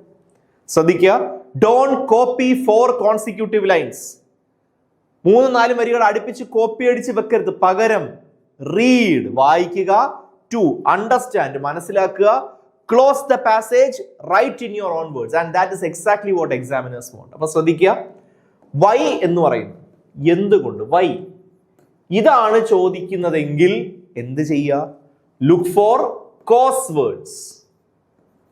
കോസ് വേർഡ്സ് നോക്കുക, അത് ലിസ്റ്റ് ചെയ്യുക, എന്നിട്ട് മെർജ് ഇൻ ടു വൺ, ഒരു പാരഗ്രാഫിലേക്ക് മാറ്റുക. മെർജ് ഇൻ ടു വൺ ഒരു പാരഗ്രാഫിലേക്ക് മാറ്റുക ആണല്ലോ. അതിന്റെ മെത്തേഡ് എന്താണ്? ആദ്യം read, 2 understand, 3 close the passage. ഇതെല്ലാം നിങ്ങൾ സ്വന്തം വാക്കുകളിൽ വേണം എഴുതാൻ. അത് ട്രെയിൻ ചെയ്തെടുക്കാൻ വേണ്ടിയാണ് ഇങ്ങനെ കണ്ടിന്യൂസ് ആയിട്ടുള്ള സെഷൻസ് നിൽക്കാൻ തരുന്നത്. ഓക്കെ, മൂന്നാമത്തെ ക്വസ്റ്റ്യൻ, ഇതൊരു ക്രിട്ടിക്കൽ തിങ്കിങ്ങുമായി ബന്ധപ്പെട്ടതാണ്. The author states that financial constraints are no longer a valid excuse. ഇപ്പോൾ നമ്മുടെ റോഡുകൾ, നമ്മുടെ ടൗണുകളുടെയൊക്കെ അവസ്ഥയ്ക്ക് കാരണം സാമ്പത്തിക ഞെരുക്കമാണെന്ന് ഒരു പക്ഷേ ഈ പറഞ്ഞ അധികാരികൾ പറഞ്ഞേക്കാം. Explain this statement. അതിന്ന് it's no longer a valid excuse. ഇന്ന് അതൊരു എക്സ്ക്യൂസ് അല്ല. പണ്ടായിരുന്നെങ്കിൽ അധികാരികൾ പറയും നമുക്ക് പൈസ ഇല്ലായിരുന്നു, അല്ലെങ്കിൽ നമുക്ക് വലിയ വലിയ മാതൃകകളില്ലായിരുന്നു. എങ്ങനെയാണ് ഈ സ്റ്റേറ്റ്മെന്റ് എക്സ്പ്ലെയിൻ ചെയ്യപ്പെടുന്നത്? ഷോർട്ട് ആൻസർ ആണ്, ശ്രദ്ധിച്ചോളൂ. The author argues that, author പറയുന്നു, although India may once have lacked financial resources, ശരിയാണ്, ഇന്ത്യ എന്ന് പറയുന്ന രാജ്യത്തിന് ഒരിക്കൽ വലിയ വലിയ സാമ്പത്തിക സ്ഥിതി ഉണ്ടായിട്ടില്ല. ആൻഡ് പ്ലാനിങ് മോഡൽസ്, ഈ ടൗണുകളും സിറ്റീസും ഒക്കെ രൂപകൽപ്പന ചെയ്തപ്പോൾ നമുക്ക് പണ്ട് വലിയ മാതൃകകളൊന്നും ഇല്ലായിരുന്നു. These limitations no longer exist. പക്ഷേ ഇന്ന് ഈ പരിമിതികൾക്ക് ഇവിടെ ഇടമില്ല. India is now one of the world's fastest growing economies and has access to successful international examples of pedestrian friendly urban planning. ഇന്ന് ഇന്ത്യ ലോകത്തെ ഏറ്റവും പെട്ടെന്ന് സഞ്ചരിക്കുന്ന സമ്പദ് വ്യവസ്ഥകളിലൊന്നാണ്. ആൻഡ് ഹാസ് ആക്സസ് ടു, നമുക്ക് വലിയ വലിയ അന്തർദേശീയ ഉദാഹരണങ്ങൾ തന്നെ നമ്മുടെ മുമ്പിലുണ്ട് of pedestrian friendly urban planning. കാൽനട യാത്രക്കാരുടെ അവകാശങ്ങൾ സംരക്ഷിച്ചുകൊണ്ട് ഇൻഫ്രാസ്ട്രക്ചർ മെച്ചപ്പെടുത്തിയിട്ടുള്ള അനവധി മാതൃകകൾ നമുക്കിന്ന് ചുറ്റുമുണ്ട്. കണ്ടല്ലോ, ഏറ്റവും നല്ല രീതിയിൽ സിമ്പിൾ ആയിട്ട് തന്നെ നമുക്ക് ആ ഉത്തരത്തിലേക്ക്. ആയതിനാൽ continuing to neglect pedestrian safety cannot be justified on economic grounds. അതുകൊണ്ട് സാമ്പത്തിക സ്ഥിതി പറഞ്ഞുകൊണ്ട് നമുക്ക് വഴിയാത്രക്കാരുടെ, കാൽനട യാത്രക്കാരുടെ സുരക്ഷ കോംപ്രമൈസ് ചെയ്യുന്നത് നമുക്ക് ഒരിക്കലും നമുക്ക് എന്താ പറയുക സമ്മതിക്കാൻ കഴിയില്ല. The responsibility now lies with planners and policy makers. ഇന്ന് ഇതിന്റെ ഉത്തരവാദിത്വം എന്ന് പറയുന്നത് പോളിസി മേക്കേഴ്സിന്റെ കയ്യിലാണ്. പോളിസി മേക്കേഴ്സ് എന്ന് പറഞ്ഞാൽ ആരാണ്? ഈ നയങ്ങൾ രൂപീകരിക്കുന്ന ആൾക്കാരുടെ കയ്യിലാണ്. To implement better infrastructure and prioritise public welfare. ഇനി അവരുടെ ജോലി എന്ന് പറയുന്നത് നമ്മുടെ ഇൻഫ്രാസ്ട്രക്ചർ മെച്ചപ്പെടുത്തുക, പബ്ലിക് ജനങ്ങളുടെ ക്ഷേമം ഉറപ്പുവരുത്തുക എന്നുള്ളതാണ്. സിമ്പിൾ. എന്തുകൊണ്ട് ഈ ചോദ്യം നമ്മൾ ഒരു ഹൈ സ്കോറിംഗ് ആണെന്ന് പറയുന്നു? കാരണം ഉത്തരം നോക്കിയേ, പാസ്റ്റ് ഇതായിരുന്നു ചോദ്യം. എന്തുകൊണ്ട് ഇതൊരു എക്സ്ക്യൂസ് അല്ല? പൈസ ഇല്ല എന്ന് പറയുന്നത് എന്തുകൊണ്ട് എക്സ്ക്യൂസ് അല്ല? പണ്ടത്തെ കാര്യം പറഞ്ഞു, പണ്ട് നമുക്ക് പൈസ ഇല്ലായിരുന്നു, പണ്ട് നമുക്ക് മോഡൽ ഇല്ലായിരുന്നു. എന്നാൽ നേരെ നമ്മൾ പ്രസന്റിലേക്ക് വന്നില്ല. ഇന്ന് അങ്ങനല്ല. ഇന്ന് നമുക്ക് പൈസയുണ്ട്, ഇന്ന് നമുക്ക് മോഡലുണ്ട്. സിമ്പിൾ, വളരെ സിമ്പിൾ ആയിരുന്നു. എന്നിട്ട് നമ്മൾ കൊണ്ടുവന്ന് കൺക്ലൂഡ് ചെയ്തു. ഒരു സ്മൂത്ത് ലോജിക്കൽ ഫ്ലോ തന്നെ വന്നില്ല. എന്തെങ്കിലും പാടുണ്ടായിരുന്നു അതിനകത്ത്? ഒരു പക്ഷേ ആ കൊണ്ടുവന്നിരിക്കുന്ന ചോദ്യങ്ങളിൽ ഏറ്റവും സിമ്പിൾ ചോദ്യം ഇതായിരുന്നു. പണ്ടത്തെ അവസ്ഥ അതുപോലെ പറഞ്ഞിട്ട് അതിൽ നിന്ന് വിപരീതമായിട്ടുള്ള കാര്യങ്ങളാണ് ഇപ്പോൾ ഉള്ളതെന്ന് പറഞ്ഞിട്ട് നമ്മൾ കൺക്ലൂഡ് ചെയ്തു. Okay, next. അപ്പോൾ ഓർത്തു വെക്കേണ്ട കാര്യം, when ever the question as explain, ഇപ്പൊ വൈ എന്തുകൊണ്ട് എന്നാണെങ്കിൽ അതിന്റെ ടിപ്പ് ഞാൻ നേരത്തെ പറഞ്ഞു. ഇനി എക്സ്പ്ലെയിൻ എന്നൊരു സാധനമാണ് ചോദിക്കുന്നതെങ്കിൽ അത് വിശദീകരിക്കൂ. Reason 1, reason 2, conclusion. നമ്മളും അങ്ങനെയല്ലേ ചെയ്തത്? നമ്മൾ ഒന്നാമത്തെ റീസൺ എഴുതി, രണ്ടാമത്തെ റീസൺ എഴുതി, കൺക്ലൂഡ് ചെയ്തു. And never write randomly. കൃത്യമായിട്ട് ചോദ്യത്തിനുള്ള ഉത്തരം വേണം എഴുതാൻ. ഓക്കെ, നാലാമത്തെ ക്വസ്റ്റ്യൻ ഇൻഫറൻസ് ആണ്. ഒരു പക്ഷേ വളരെ പ്രയാസമുള്ള ഒരു ഭാഗം ഇൻഫറൻസ്. എല്ലാ തരം ക്വസ്റ്റ്യൻ കൊണ്ടുവന്നിട്ടുണ്ട്. Inference. What changes does the author expect from planners and law makers after the supreme കോടതി ജഡ്ജ്മെന്റ്? സുപ്രീം കോടതി വിധിക്ക് ശേഷം നമ്മുടെ നിയമവിദഗ്ധരിൽ നിന്ന്, അല്ലെങ്കിൽ നിയമം രൂപീകരിക്കുന്ന പരിഷ്കരിക്കുന്ന ആൾക്കാരിൽ നിന്ന്, അധികാരികളിൽ നിന്ന് എന്ത് മാറ്റമാണ് ഓതർ എക്സ്പെക്ട് ചെയ്യുന്നത്? ഇൻഫറൻസ് ആണ് എന്ന് പറഞ്ഞാൽ നമ്മളിത് മൊത്തം വായിച്ച് മനസ്സിലാക്കിയാൽ മാത്രം നമുക്ക് എഴുതാൻ പറ്റുന്നതാണ്. കണ്ടോളൂ. The author expects planners and law makers to redesign roads with greater emphasis on pedestrian safety. ഇവിടെ നമ്മുടെ എഴുത്തുകാരൻ, ഓതർ എക്സ്പെക്ട് ചെയ്യുന്ന എന്താണ്? നമ്മുടെ എഴുത്തുകാരൻ എക്സ്പെക്ട് ചെയ്യുന്നത് പ്ലാനേഴ്സ് ആൻഡ് ലോ മേക്കേഴ്സ്, നമ്മുടെ നിയമവിദഗ്ധരെല്ലാം എന്ത് ചെയ്യണം? ടു റീഡിസൈൻ റോഡ്സ്, നമ്മുടെ റോഡുകൾ പുനഃക്രമീകരിക്കണം. With greater emphasis on pedestrian safety. അങ്ങനെ നമ്മൾ പുനഃക്രമീകരിക്കുമ്പോൾ, നമ്മുടെ നഗരങ്ങളും നമ്മുടെ റോഡുകളും പുനഃക്രമീകരിക്കുമ്പോൾ ഏറ്റവും കൂടുതൽ ഇമ്പോർട്ടൻസ് കൊടുക്കേണ്ടത് പെഡസ്ട്രിയൻ സേഫ്റ്റി, കാൽനട യാത്രക്കാരുടെ സുരക്ഷയ്ക്കാണ്. അതോടൊപ്പം പ്രൊവൈഡ് വെൽ മെയിൻറ്റൈൻഡ് ഫുട്പാത്ത്സ്, നല്ല രീതിയിൽ പണി കഴിപ്പിച്ചിട്ടുള്ള കാൽനട പാതകൾ ഉണ്ടാവണം. Discourage excessive dependence on private vehicles, സ്വകാര്യ വാഹനങ്ങളെ അമിതമായി ആശ്രയിക്കുന്ന രീതിക്ക് അവസാനം ഉണ്ടാവണം. ആൻഡ് എൻകറേജ് പബ്ലിക് ട്രാൻസ്പോർട്ട്, പൊതുഗതാഗതത്തെ പ്രോത്സാഹിപ്പിക്കണം. ഇതൊക്കെ നടപ്പിലാവുന്ന രീതിയിലുള്ള പരിഷ്കാരങ്ങളാണ് ഇനി നമുക്ക് ഇവരുടെ ഭാഗത്ത് പ്ലാനേഴ്സിൽ നിന്ന് ലോ മേക്കേഴ്സിൽ നിന്ന് ഉണ്ടാവേണ്ടത്. Okay, they should also revise outdated planning approach and frame so that the constitutional rights recognized by the Supreme Court are reflected in future urban development policies. ശ്രദ്ധിക്കുക, they should also revise outdated planning approaches. അതായത് കാലഹരണപ്പെട്ട ഈ പറയുന്ന രീതികളൊക്കെ അവസാനിപ്പിക്കണം. And legal framework so that the constitutional rights recognised by the supreme court. ഇവിടെ supreme കോടതി address ചെയ്തിരിക്കുന്ന നമ്മുടെ ഭരണഘടനാ അവകാശങ്ങൾ are reflected in future urban development policies. ഇന്നിപ്പോ കോടതി പറഞ്ഞിരിക്കുന്ന കാര്യങ്ങൾ ഭാവിയിൽ നമുക്കായിട്ട് വികസിപ്പിച്ചുകൊണ്ടിരിക്കുന്ന നയങ്ങളുടെ ഭാഗമായി മാറിയിരിക്കണം. ഇതാണ് അതിന്റെ ഉത്തരം. ഓക്കെ, സോ എങ്ങനെയാണ് അതിന്റെ ഉത്തരം കണ്ടെത്തി നോക്കിയേ. whenever a question asks what does the author expect, എന്താണ് ഓഥർ പ്രതീക്ഷിക്കുന്നത്, ഉത്തരം ലാസ്റ്റ് പാരഗ്രാഫിലുണ്ട്. കാരണം എപ്പോഴും editorials always have recommendations in their last paragraph. Editorials almost always end with recommendations. എന്ത് മാറ്റമാണ് ആഗ്രഹിക്കുന്നത്, എന്താണ് അയാൾ ഉദ്ദേശിക്കുന്ന മാറ്റം, ഇത്തരം ചോദ്യങ്ങളാണ് വരുന്നതെങ്കിൽ അവസാന പാരഗ്രാഫ് നോക്കുക. കാരണം എഡിറ്റോറിയൽസിന്റെ ഒരു ക്ലാസിക് സ്ട്രക്ചർ ആണ് to end with solutions and recommendations. പരിഹാരങ്ങളും നിർദ്ദേശങ്ങളും ഒക്കെ അവസാന പാരഗ്രാഫുകളിലായിരിക്കും. അങ്ങനെയെങ്കിൽ നമുക്ക് ആ അവസാന ചോദ്യത്തിലേക്ക് പോകുന്നതിന് മുമ്പ് നോക്കിയേ, എഡിറ്റോറിയൽ എൻഡിങ് എന്ന് പറയുന്നത് ഫ്യൂച്ചർ റെക്കമെൻഡേഷൻ സൊല്യൂഷൻസ്, അതായത് ആ ഒരു പ്രത്യാശ, ഭാവി, അതൊക്കെ മുന്നോട്ട് വെച്ചിട്ടായിരിക്കും ഒരു എഡിറ്റോറിയൽ അവസാനിക്കുന്നത്. അവസാനത്തെ ചോദ്യം, do you think opinion plus evaluation, ഇതൊരു ട്രാപ്പ് ക്വസ്റ്റ്യൻ ആണ്. കാരണം നോക്കിയേ, ചോദ്യം നോക്കിയേ, do you think recognising the right to walk as a fundamental right can improve urban life in India? അതായത് റൈറ്റ് ടു വാക്ക്, സേഫ് ആയിട്ട് നടക്കുക എന്നതിനെ ഒരു ഫണ്ടമെന്റൽ റൈറ്റ് ആയിട്ട് അംഗീകരിച്ചു കഴിഞ്ഞാൽ അത് ഇന്ത്യയുടെ അർബൻ ലൈഫ് അതിന് വേണ്ട മാറ്റങ്ങൾ കൊണ്ടുവരുമോ? പാസേജിനനുസരിച്ച് കാരണങ്ങൾ തരാനാണ് പറയുന്നത്. ഇതാണ് നമ്പർ 1 ട്രാപ്പ് ക്വസ്റ്റ്യൻ. കാരണം ചോദ്യം എങ്ങനെയാണ് തുടങ്ങുന്നത് നോക്കിയേ, ഡു യു തിങ്ക്, ഇതാണ് ട്രാപ്പ്. അപ്പൊ നിങ്ങൾ എന്ത് എഴുതും? എൻ്റെ അഭിപ്രായത്തിൽ ഞാൻ ഇങ്ങനെയൊക്കെ, ഇത് ഒരിക്കലും എഴുതരുത്. നോക്കിയേ, യെസ്, അതെ. നിങ്ങൾക്ക് തോന്നുന്നുണ്ടോ യെസ് എന്നൊരു ഉത്തരം? നോക്കിയേ, recognising the right to walk as a fundamental right, നടക്കുക, സേഫ് ആയിട്ട് നടക്കുക എന്നതിനെ ഒരു മൗലിക അവകാശമായിട്ട് തിരിച്ചറിഞ്ഞതിലൂടെ ഇതിന് അർബൻ ലൈഫിനെ ഇംപ്രൂവ് ചെയ്യാൻ, മെച്ചപ്പെടുത്താൻ സാധിക്കും. കാരണം ഇറ്റ് കമ്പൽസ് ഗവൺമെന്റ്സ്, ഭരണകൂടങ്ങൾ നിർബന്ധിതരാവും എന്തിന്? To provide safer and better pedestrian infrastructure, കാൽനട യാത്രക്കാർക്ക് മെച്ചപ്പെട്ട സൗകര്യങ്ങൾ കൊടുക്കാൻ അതുവഴി ഗവൺമെന്റ്സ് നിർബന്ധിതരാവും. പ്രോപ്പർ ഫുട്പാത്ത്സ് റെഡ്യൂസ് ആക്സിഡൻസ്, നല്ല നടപ്പാതകൾ ഉണ്ടെങ്കിൽ അപകടങ്ങൾ കുറഞ്ഞിരിക്കും. എൻകറേജ് വാക്കിംഗ്, ആൾക്കാർ ഒരുപാട് നല്ല നടപ്പാതകൾ ഉണ്ടെങ്കിൽ എന്ത് ചെയ്യും? ആൾക്കാർ നടക്കാൻ തീരുമാനിക്കും, ആ നടക്കുന്ന ശീലത്തെ പ്രോത്സാഹിപ്പിക്കും. ഇംപ്രൂവ് പബ്ലിക് ഹെൽത്ത്, അതുവഴി ജനങ്ങളുടെ ആരോഗ്യം മെച്ചപ്പെടും. And make cities more inclusive, അങ്ങനെ പട്ടണങ്ങൾ സൗന്ദര്യമുള്ളതാവും. Especially for children, senior citizens and economically weaker sections. അങ്ങനെ എല്ലാത്തരം ആൾക്കാരും നിരത്തിലുണ്ട്, എല്ലാവരും റോഡിൽ നടക്കാൻ തുടങ്ങും. ആരൊക്കെ? നമ്മളെ കുട്ടികൾ, നമ്മുടെ സീനിയർ സിറ്റിസൺസ്. ഇപ്പൊ കുട്ടികളും സീനിയർ സിറ്റിസൺസും ഒക്കെ എന്തുകൊണ്ട് റോഡിൽ ഇറങ്ങുന്നില്ല? ഇറങ്ങിയാൽ അപ്പൊ അപകടം നടക്കും എന്നുള്ള പേടി കൊണ്ടാണ് അവർ ഇറക്കാത്തത്. അപ്പൊ ഈ പേടി ഇല്ലാതാവണമെങ്കിൽ മെച്ചപ്പെട്ട ഫുട്പാത്ത്സ് ഉണ്ടാക്കുക, അതുവഴി ആക്സിഡൻസ് കുറയും. അങ്ങനെ എല്ലാ ആൾക്കാരും ഭയമില്ലാതെ നമ്മുടെ റോഡുകളിൽ ഇറങ്ങുന്ന കാഴ്ച നമുക്ക് കാണാൻ പറ്റും. ഓക്കെ,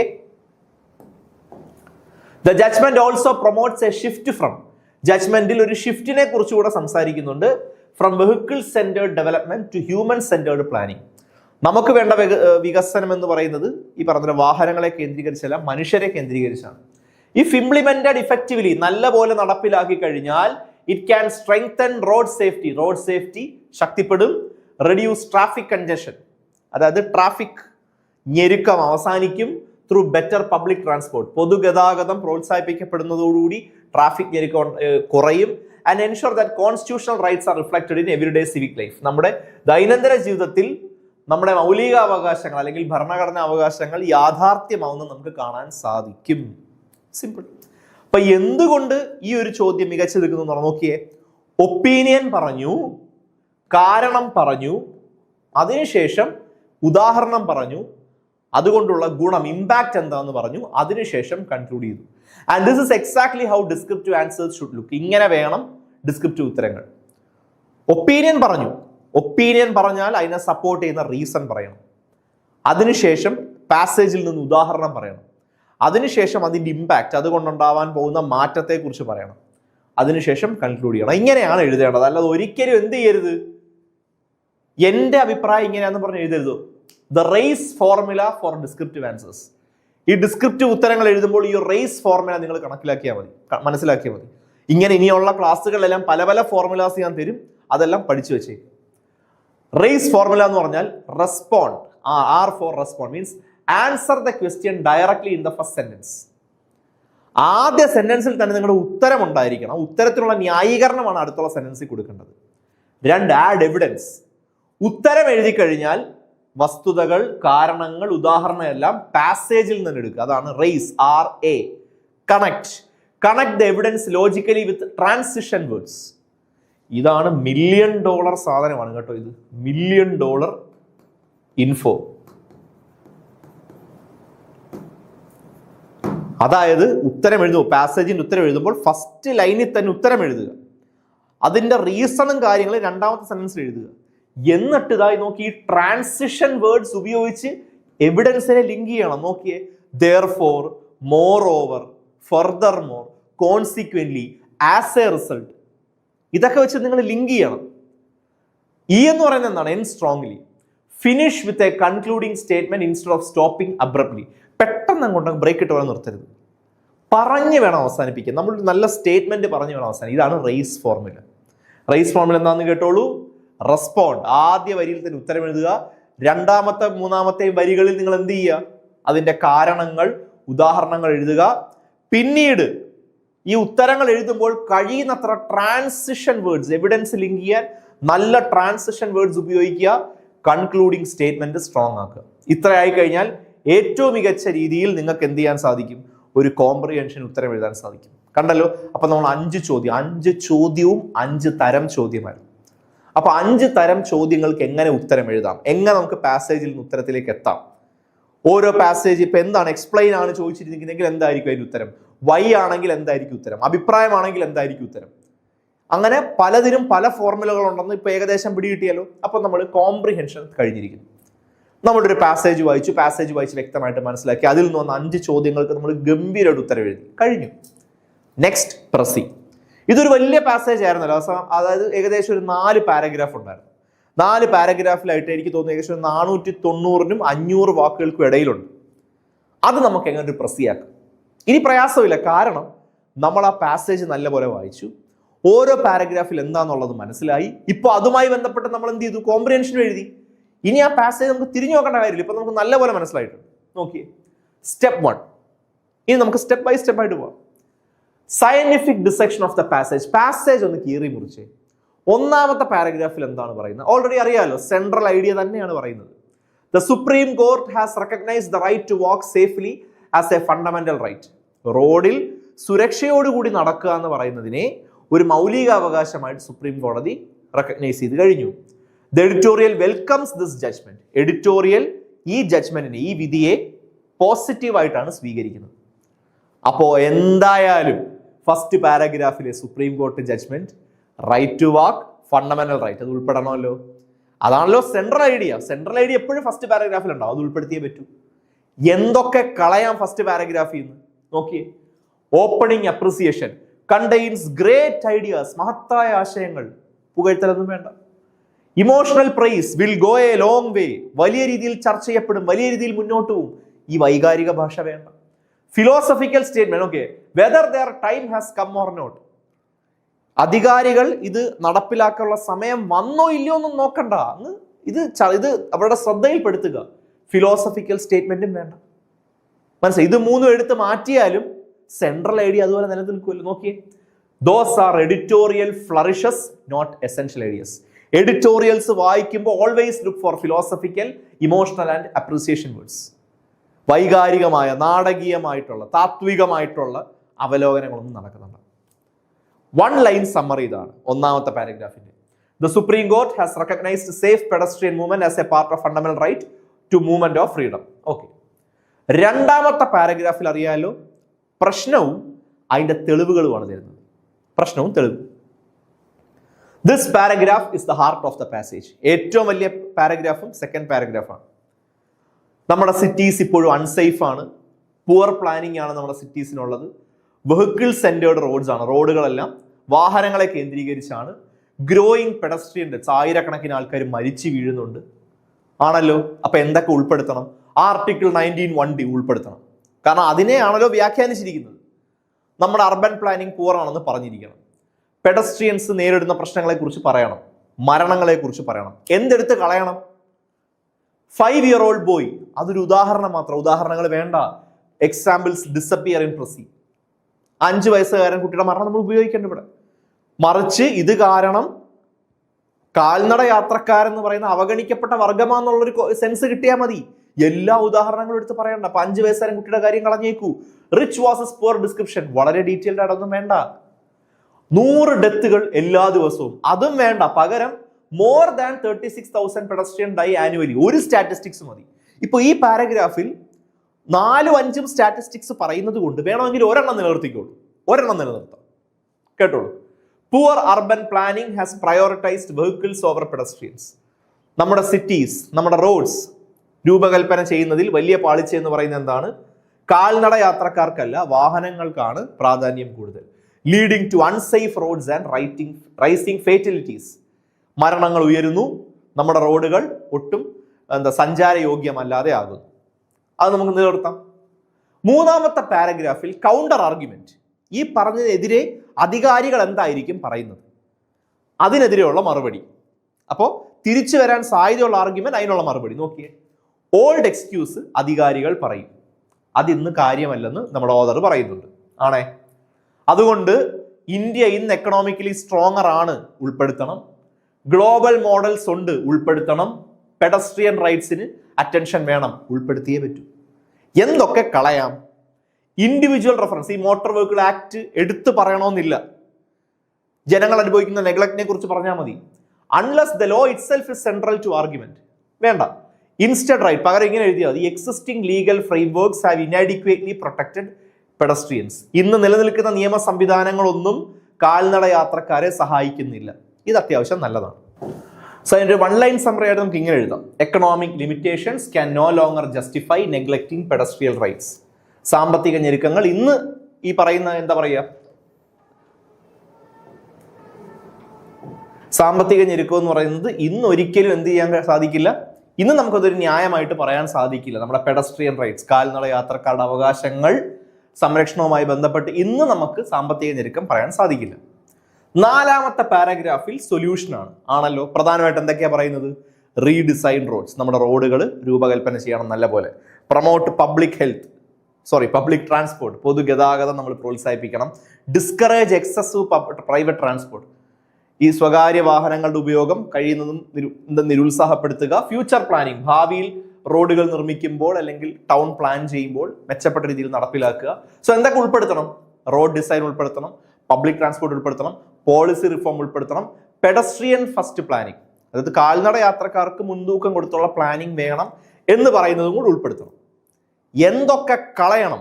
ശ്രദ്ധിച്ചോളൂ. The judgement may sound ambitious. ഇതൊരു ഒപ്പീനിയനാണ്. ആ എഡിറ്റോറിയൽ എഴുതിയ ആളുടെ ഒപ്പീനിയനാണ്. ഒരു പക്ഷേ ഇത് കേൾക്കുമ്പോൾ നിങ്ങൾക്ക് എന്താ പറയാ, നടപ്പിലാക്കാൻ സാധിക്കാത്തെന്ന് തോന്നിയേക്കാം. അത് വേണ്ട, ഇത് കോർ ഐഡിയ അല്ല. സോ അമ്മാതിരി കാര്യങ്ങൾ നമുക്ക് എടുത്ത് കളയാം.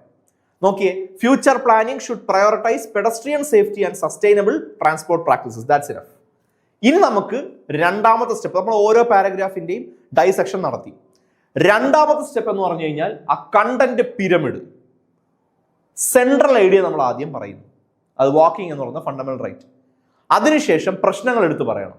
റോഡുകൾ അൺസേഫ് ആണ്, പെഡസ്ട്രിയൻ ഡെത്ത് സംഭവിക്കുന്നു, നമ്മുടെ റോഡുകളും രീതികളെന്ന് പറയുന്നത് വാഹനങ്ങളെ കേന്ദ്രീകരിച്ചാണ് നിർമ്മിക്കപ്പെട്ടിട്ടുള്ളത്. ഓക്കെ, അത് കഴിഞ്ഞ് റീസൺസ് പറയണം. പുവർ പ്ലാനിങ് ഒരു വലിയ പ്രശ്നമാണ്. വീക്ക് ലീഗൽ ഫോക്കസ്, കാൽനട യാത്രക്കാരുടെ അവകാശങ്ങളെ കുറിച്ച് നമ്മുടെ നിയമങ്ങൾ സംസാരിക്കാറില്ല, അത് പറയും. Last solutions. ബെറ്റർ പ്ലാനിങ്, നമ്മുടെ രൂപകൽപ്പനകൾ കുറച്ചുകൂടെ മെച്ചപ്പെടുത്തണം, നടപ്പാതകൾ നല്ലതായിരിക്കണം, പബ്ലിക് ട്രാൻസ്പോർട്ട് വേണം, റോഡ് റീഡിസൈൻ, ഇത്രയും കാര്യങ്ങൾ. അപ്പൊ ഈ പിരമിഡ്, ഇതാണ് എന്ത് കണ്ടന്റ് പിരമിഡ്. ഈ കണ്ടന്റ് പിരമിഡ് കിട്ടിക്കഴിഞ്ഞാൽ സ്മൂത്ത് ആയിട്ട് ഫ്രം ഐഡിയ ടു ഐഡിയയിലേക്ക് നമുക്ക് ആ സ്മൂത്ത് ട്രാൻസിഷൻ നടക്കും. ഓക്കെ,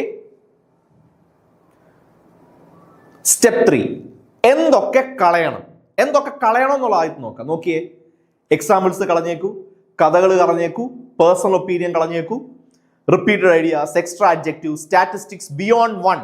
ശ്രദ്ധിച്ചോളൂ, സ്റ്റാറ്റിസ്റ്റിക്സ് ബിയോണ്ട് 1. ഒരു സ്റ്റാറ്റിസ്റ്റിക്സ് നടത്തിക്കോ. കോട്ട്, ഇവിടെ കോടതി പറയുന്ന ഒരു കോട്ടുണ്ട് ഇല്ലേ, ആ കോട്ടും എടുത്ത് കളഞ്ഞേക്കൂ. ഇത്രയും സാധനങ്ങൾ നമുക്ക് വേണ്ട. ഉദാഹരണങ്ങൾ, കോട്സ്, പിന്നെ സ്റ്റാറ്റിസ്റ്റിക്സ്, റിപ്പീറ്റഡ് ആയിട്ട് പറയുന്ന ആശയങ്ങൾ, ഇതൊന്നും വേണ്ട. പിന്നെ വൈകാരികമായ ഭാഷ, പേരുകൾ എന്തെങ്കിലും ഉണ്ടെങ്കിൽ അത്, ഡേറ്റ്സ് അൺലെസ് എസെൻഷ്യൽ, ഡേറ്റുകൾ പൂർണ്ണമായിട്ടും കളയണമെന്നല്ല, ഇത്രയും കാലം നമുക്ക് വേണ്ട. ഇനി നോക്കിയേ, more than 36,000 pedestrians die every year. ഇപ്പൊ ഞാൻ ഇത്രയൊക്കെ എടുത്ത് കളഞ്ഞേക്കൂ എന്ന് പറഞ്ഞു കഴിഞ്ഞാൽ നിങ്ങൾക്ക് വ്യക്തമായിട്ട് ഇത് മനസ്സിലാവണമെന്നില്ല. നോക്കിയേ, more than 36,000 pedestrians die every year. 36,000-ൽ പരം ആൾക്കാർ എല്ലാ വർഷവും മരിക്കുന്നു. അതിനർത്ഥം 100 ഡെത്ത് ഒരു ദിവസം ആണല്ലോ. ഒരു പ്രസിയിൽ നമുക്ക് ഇത് എഴുതേണ്ട ആവശ്യമുണ്ടോ? നോക്കിയേ, thousands of pedestrians die annually. ആയിരക്കണക്കിന് ആൾക്കാർ വർഷം തോറും മരിക്കുന്നുണ്ട്. അല്ലെങ്കിൽ 36,000 ആൾക്കാർ മരിക്കുന്നുണ്ട്. ഇത് രണ്ടും കൂടെ ചേർത്ത് എഴുതണം. 36,000-ഉം 100-ഉം കൂടെ ചേർത്ത് എഴുതണ്ട. രണ്ടും ആയിരക്കണക്കിന് ആൾക്കാർ വർഷം തോറും മരിക്കുന്നു. That's enough. അത്രയും മതി. എല്ലാം കൂടെ എടുത്ത് എഴുതരുത്. ഇനി എന്തൊക്കെ നമ്മൾ ഉൾപ്പെടുത്തണം? മെയിൻ ആർഗ്യുമെന്റ് എന്തായാലും ഉൾപ്പെടുത്തണം ആണല്ലോ. സപ്പോർട്ടിംഗ് റീസൺസ് ഉൾപ്പെടുത്തണം. എവിഡൻസ് വേണം, maximum 1 or 2. Okay, maximum 1 or 2. ഒരു 3 ആയാലും വലിയ കുഴപ്പമൊന്നുമില്ല. പിന്നെ ലോജിക്കൽ ഫ്ലോ കൃത്യമായിരിക്കണം. ഓതറിന്റെ കൺക്ലൂഷൻ ഉറപ്പായിട്ടും മസ്റ്റായിട്ടും ഉണ്ടായിരിക്കണം. ഇത്രയും കാര്യങ്ങളാണ് വേണ്ടത്. ശ്രദ്ധിച്ചോളൂ. Step 5, best title. നമുക്കൊരു ടൈറ്റിൽ കൊടുക്കണ്ടേ? ടൈറ്റിൽ കേട്ടോളൂ. ടൈറ്റിൽ എപ്പോഴും ചെറുതായിരിക്കണം, സ്പെസിഫിക് ആയിരിക്കണം, ജനറൽ ആയിട്ട് കൊടുക്കരുത്. വാക്കിംഗ് എന്നൊരു ടൈറ്റിൽ ഇട്ട് കൊടുക്കുന്നത് ശരിയല്ലല്ലോ. ന്യൂട്രൽ ആയിരിക്കണം. ഞാൻ ഓൾറെഡി പറഞ്ഞു, നിങ്ങൾക്ക് വ്യക്തിപരമായിട്ടുള്ള നിങ്ങളുടെ താല്പര്യങ്ങൾ അങ്ങനെ വ്യക്തിപരമായിട്ടുള്ള പക്ഷം പിടിച്ചുകൊണ്ടുള്ള ഒന്നും ചെയ്യരുത്. എൻ്റെ അഭിപ്രായം എന്ന നിലയിൽ വേണ്ട. കുറച്ച് ടൈറ്റിൽസ് കേട്ടോളൂ. Pedestrian rights and urban planning, കുഴപ്പമില്ല. Walking as a fundamental right, കുഴപ്പമില്ല. Safer cities through pedestrian rights, ഓക്കെയാണ്. റീഇമാജിനിങ് അർബൻ മൊബിലിറ്റി, അതൊക്കെ ഇത്തിരി ഒന്ന് ലെവൽ കൂടി, അത്രയൊന്നും വേണ്ട. 4-ഉം അത്യാവശ്യം മെച്ചപ്പെട്ടതാണ്. 4-ൽ നിന്ന് ഞാൻ ഒരെണ്ണം എടുക്കാം. Walking as a fundamental right, കുഴപ്പമില്ലാത്തതാണ്.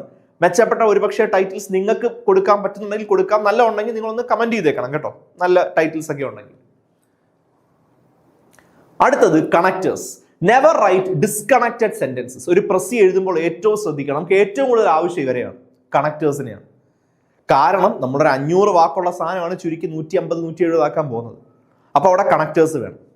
Further more, moreover, however, therefore, consequently, finally, thus, ഇതൊക്കെ കണക്റ്റേഴ്സ് ആണ്. അപ്പൊ ഒരിക്കലും എന്ത് ചെയ്യുക, നെവർ റൈറ്റ് ഡിസ്കണക്റ്റഡ് സെന്റൻസസ്. നമ്മുടെ സെന്റൻസുകളെല്ലാം എവിഡൻസുകൾ ലിങ്ക് ചെയ്ത് പോകണമെങ്കിൽ നല്ല കണക്റ്റേഴ്സ് ഉപയോഗിക്കണം. സോ ഇത്തരം കണക്റ്റേഴ്സ് ഓർത്ത് വെക്കുക.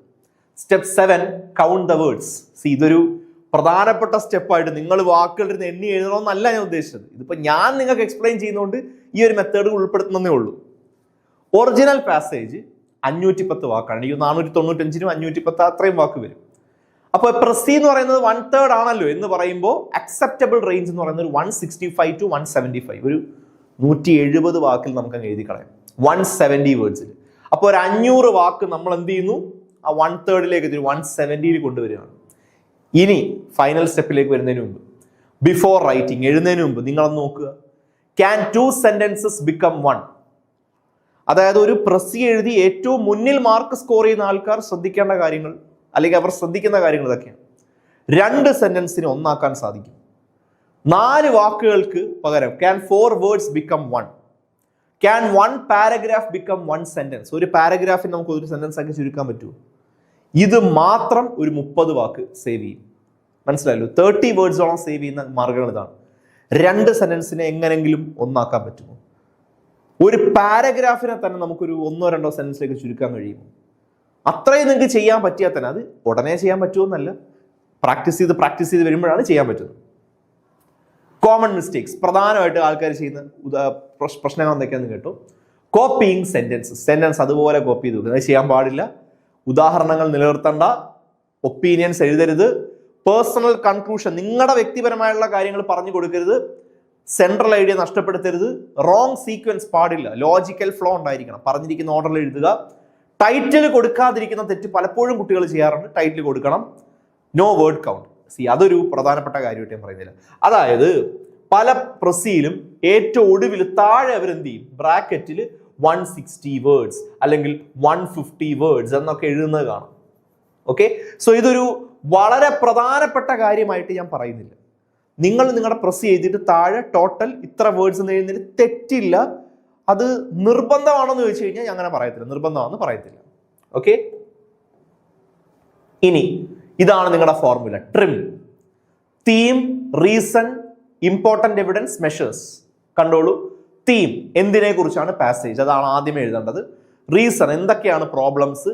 ഇമ്പോർട്ടന്റ് എവിഡൻസ്, ഒന്നോ രണ്ടോ തെളിവുകൾ കൊടുക്കുക, സ്റ്റാറ്റിസ്റ്റിക്സ് കൊടുക്കുക, എന്തൊക്കെയാണ് സൊല്യൂഷൻ. ഇതാണ് method, trim method. Trim, theme, reason, evidence, important evidence, measures. ഇത്രയാണ് നിങ്ങൾ ചെയ്യേണ്ടത്. ഇനി നോക്കിയേ, ഒരു റാങ്ക് സ്കോറിംഗ് പ്രസി, ഒരു മോഡൽ ഞാൻ കൊണ്ടുവന്നിട്ടുണ്ട്, നോക്കിക്കോളൂ. The Supreme Court's recognition of the right to walk safely on demarcated footpaths as part of the fundamental right to freedom of movement marks a significant step towards protecting pedestrians. കാൽനട യാത്രക്കാരുടെ അവകാശങ്ങൾ സംരക്ഷിക്കുന്ന ഒരു നാഴികക്കല്ലായിട്ട് supreme കോടതിയുടെ വിധി മാറുന്നു. The judgment highlights the need to improve urban planning. ഈ ജഡ്ജ്മെന്റിലൂടെ നമ്മുടെ ടൗൺ പ്ലാനിംഗ് മെച്ചപ്പെടുത്തണം, which has long favored motor vehicles. നമ്മുടെ റോഡുകളും നഗരങ്ങളും എന്നും വാഹനങ്ങൾക്കാണ് മുൻതൂക്കം കൊടുത്തിട്ടുള്ളത്, വൈൽ നെഗ്ലക്റ്റിംഗ് പെഡസ്ട്രിയൻ സേഫ്റ്റി. കാൽനട യാത്രക്കാരുടെ അവകാശങ്ങളെ തഴയുകയാണ് ചെയ്തിട്ടുള്ളത്.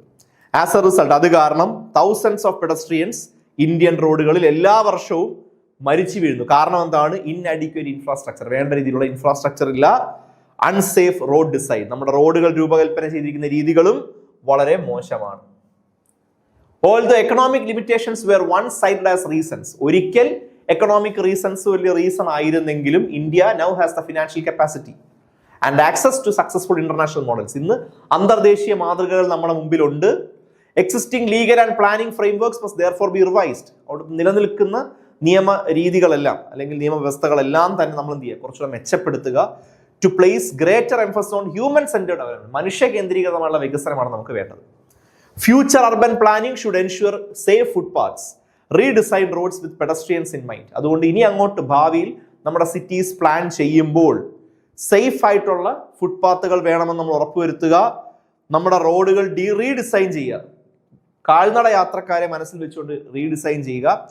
Excessive dependence on private vehicles, സ്വകാര്യ വാഹനങ്ങളെ കൂടുതലായിട്ട് ആശ്രയിക്കുന്ന രീതി അവസാനിപ്പിക്കാൻ ശ്രമിക്കുക. ആൻഡ് സ്ട്രെങ്തൻ പബ്ലിക് ട്രാൻസ്പോർട്ട്, പൊതുഗതാഗതം ശക്തിപ്പെടുത്തുക.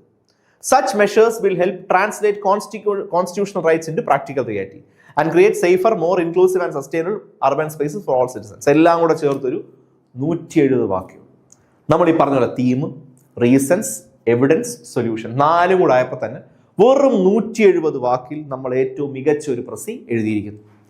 അപ്പോൾ നമ്മളൊരു എഡിറ്റോറിയൽ നിന്ന് ഒരു കോംപ്രിഹെൻഷനും പഠിച്ചു, പ്രസിയും പഠിച്ചു, ഒരു പ്രശ്നമില്ല. ഇനി അടുത്തത് തീരുന്നില്ലല്ലോ. നമ്മളിപ്പോൾ വായിച്ച ആ ഒരു പാസേജ്, ആ പാസേജിൽ നിന്ന് നമുക്ക് കോംപ്രിഹെൻഷനും പ്രസിയും മാത്രമല്ല പഠിച്ചെടുക്കാൻ സാധിക്കുന്നത്. പിന്നെന്തൊക്കെയാണ്? കുറേ വേർഡ്സ് പഠിച്ചെടുക്കാം, ആന്റോണിംസ് പഠിക്കാം, സിനോണിംസ് പഠിക്കാം, എത്ര വാക്കുകൾ പഠിക്കാം, നോക്കാം. വാ. പ്രയോറിറ്റൈസ്. പ്രയോറിറ്റൈസ് എന്ന വാക്ക് നിങ്ങൾ ശ്രദ്ധിച്ചായിരുന്നു? പ്രയോറിറ്റൈസ് എന്ന് പറഞ്ഞാൽ to treat something as more important, അല്ലേ? എന്നെ കാണാൻ ഒരു 5 പേര് വരുന്നു, 5 പേരും വന്നിരിക്കുന്ന ഒരേ സമയത്താണ്. ഞാൻ എന്ത് ചെയ്യും? എനിക്ക് പരിചയമുള്ളതുകൊണ്ട് അയാൾക്ക് ഞാൻ പ്രയോറിറ്റി കൊടുക്കുന്നു. ഞാൻ അവനെ പ്രയോറിറ്റൈസ് ചെയ്യുക എന്ന് പറഞ്ഞാൽ അർത്ഥം എന്താണ്? അവന് കൂടുതൽ പ്രാധാന്യം കൊടുക്കുന്നു. മനസ്സിലായല്ലോ?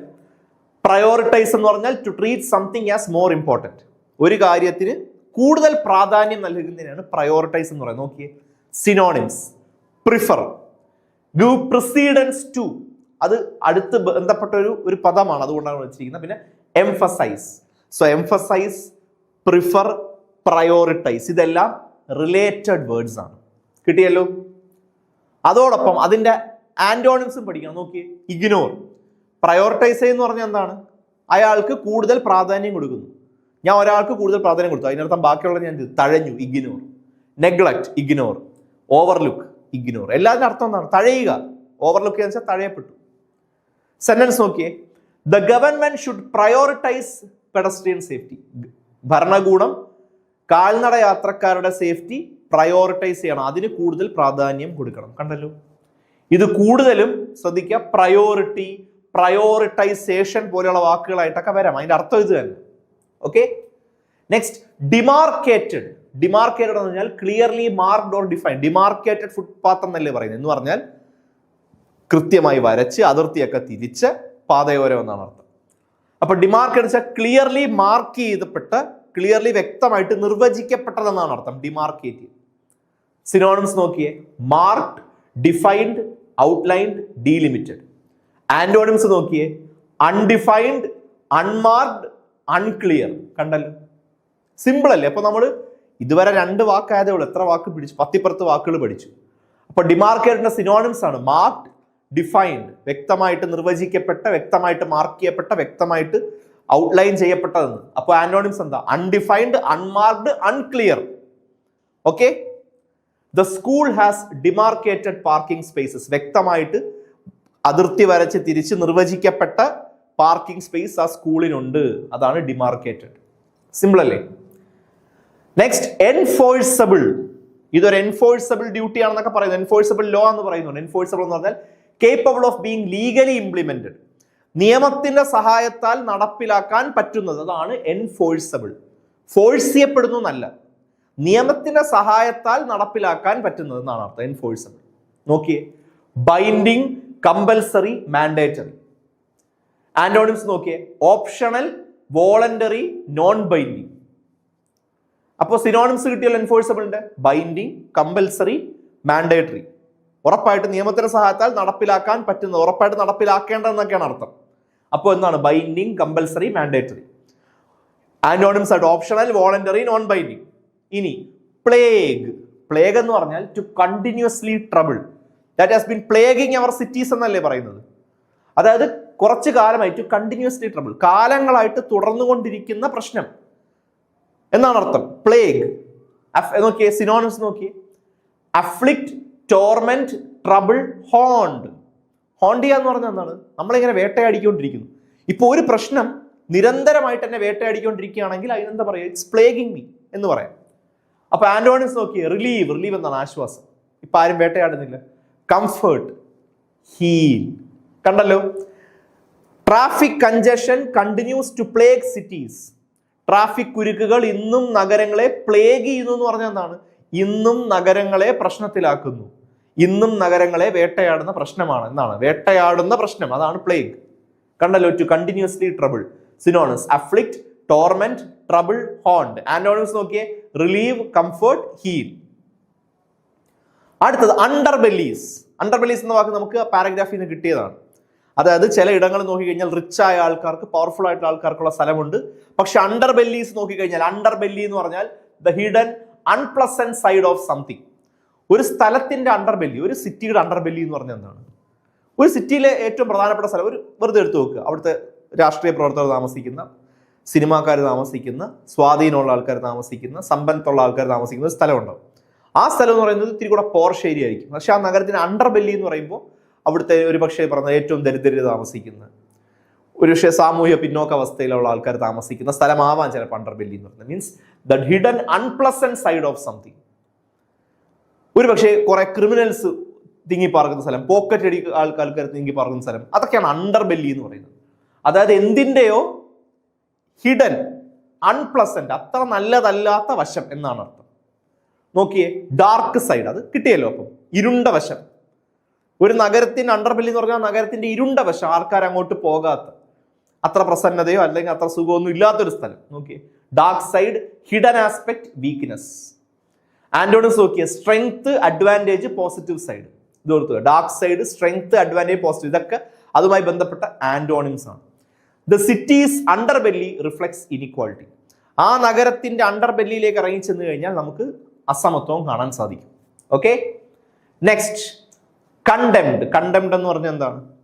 Force to suffer. അതായത് സഫർ, ഫോഴ്സ് ടു സഫർ എന്ന് പറഞ്ഞാൽ എന്താണെന്ന് അറിയാം? Or officially declared wrong. ഇപ്പൊ നമുക്ക് പല രീതിയിൽ അതൊക്കെ പറയാം, കേട്ടോളൂ. സിനോണിംസ് നോക്കിയ, സെന്റൻസ്, ഡിനൗൺസ്, അപലപിക്കുക എന്ന് പറയത്തില്ലേ? അപലപിക്കുക എന്നുള്ള ഒരർത്ഥം. ഒഫീഷ്യലി ഡിക്ലെയർഡ് റോങ് പറയുന്ന തെറ്റാണ്.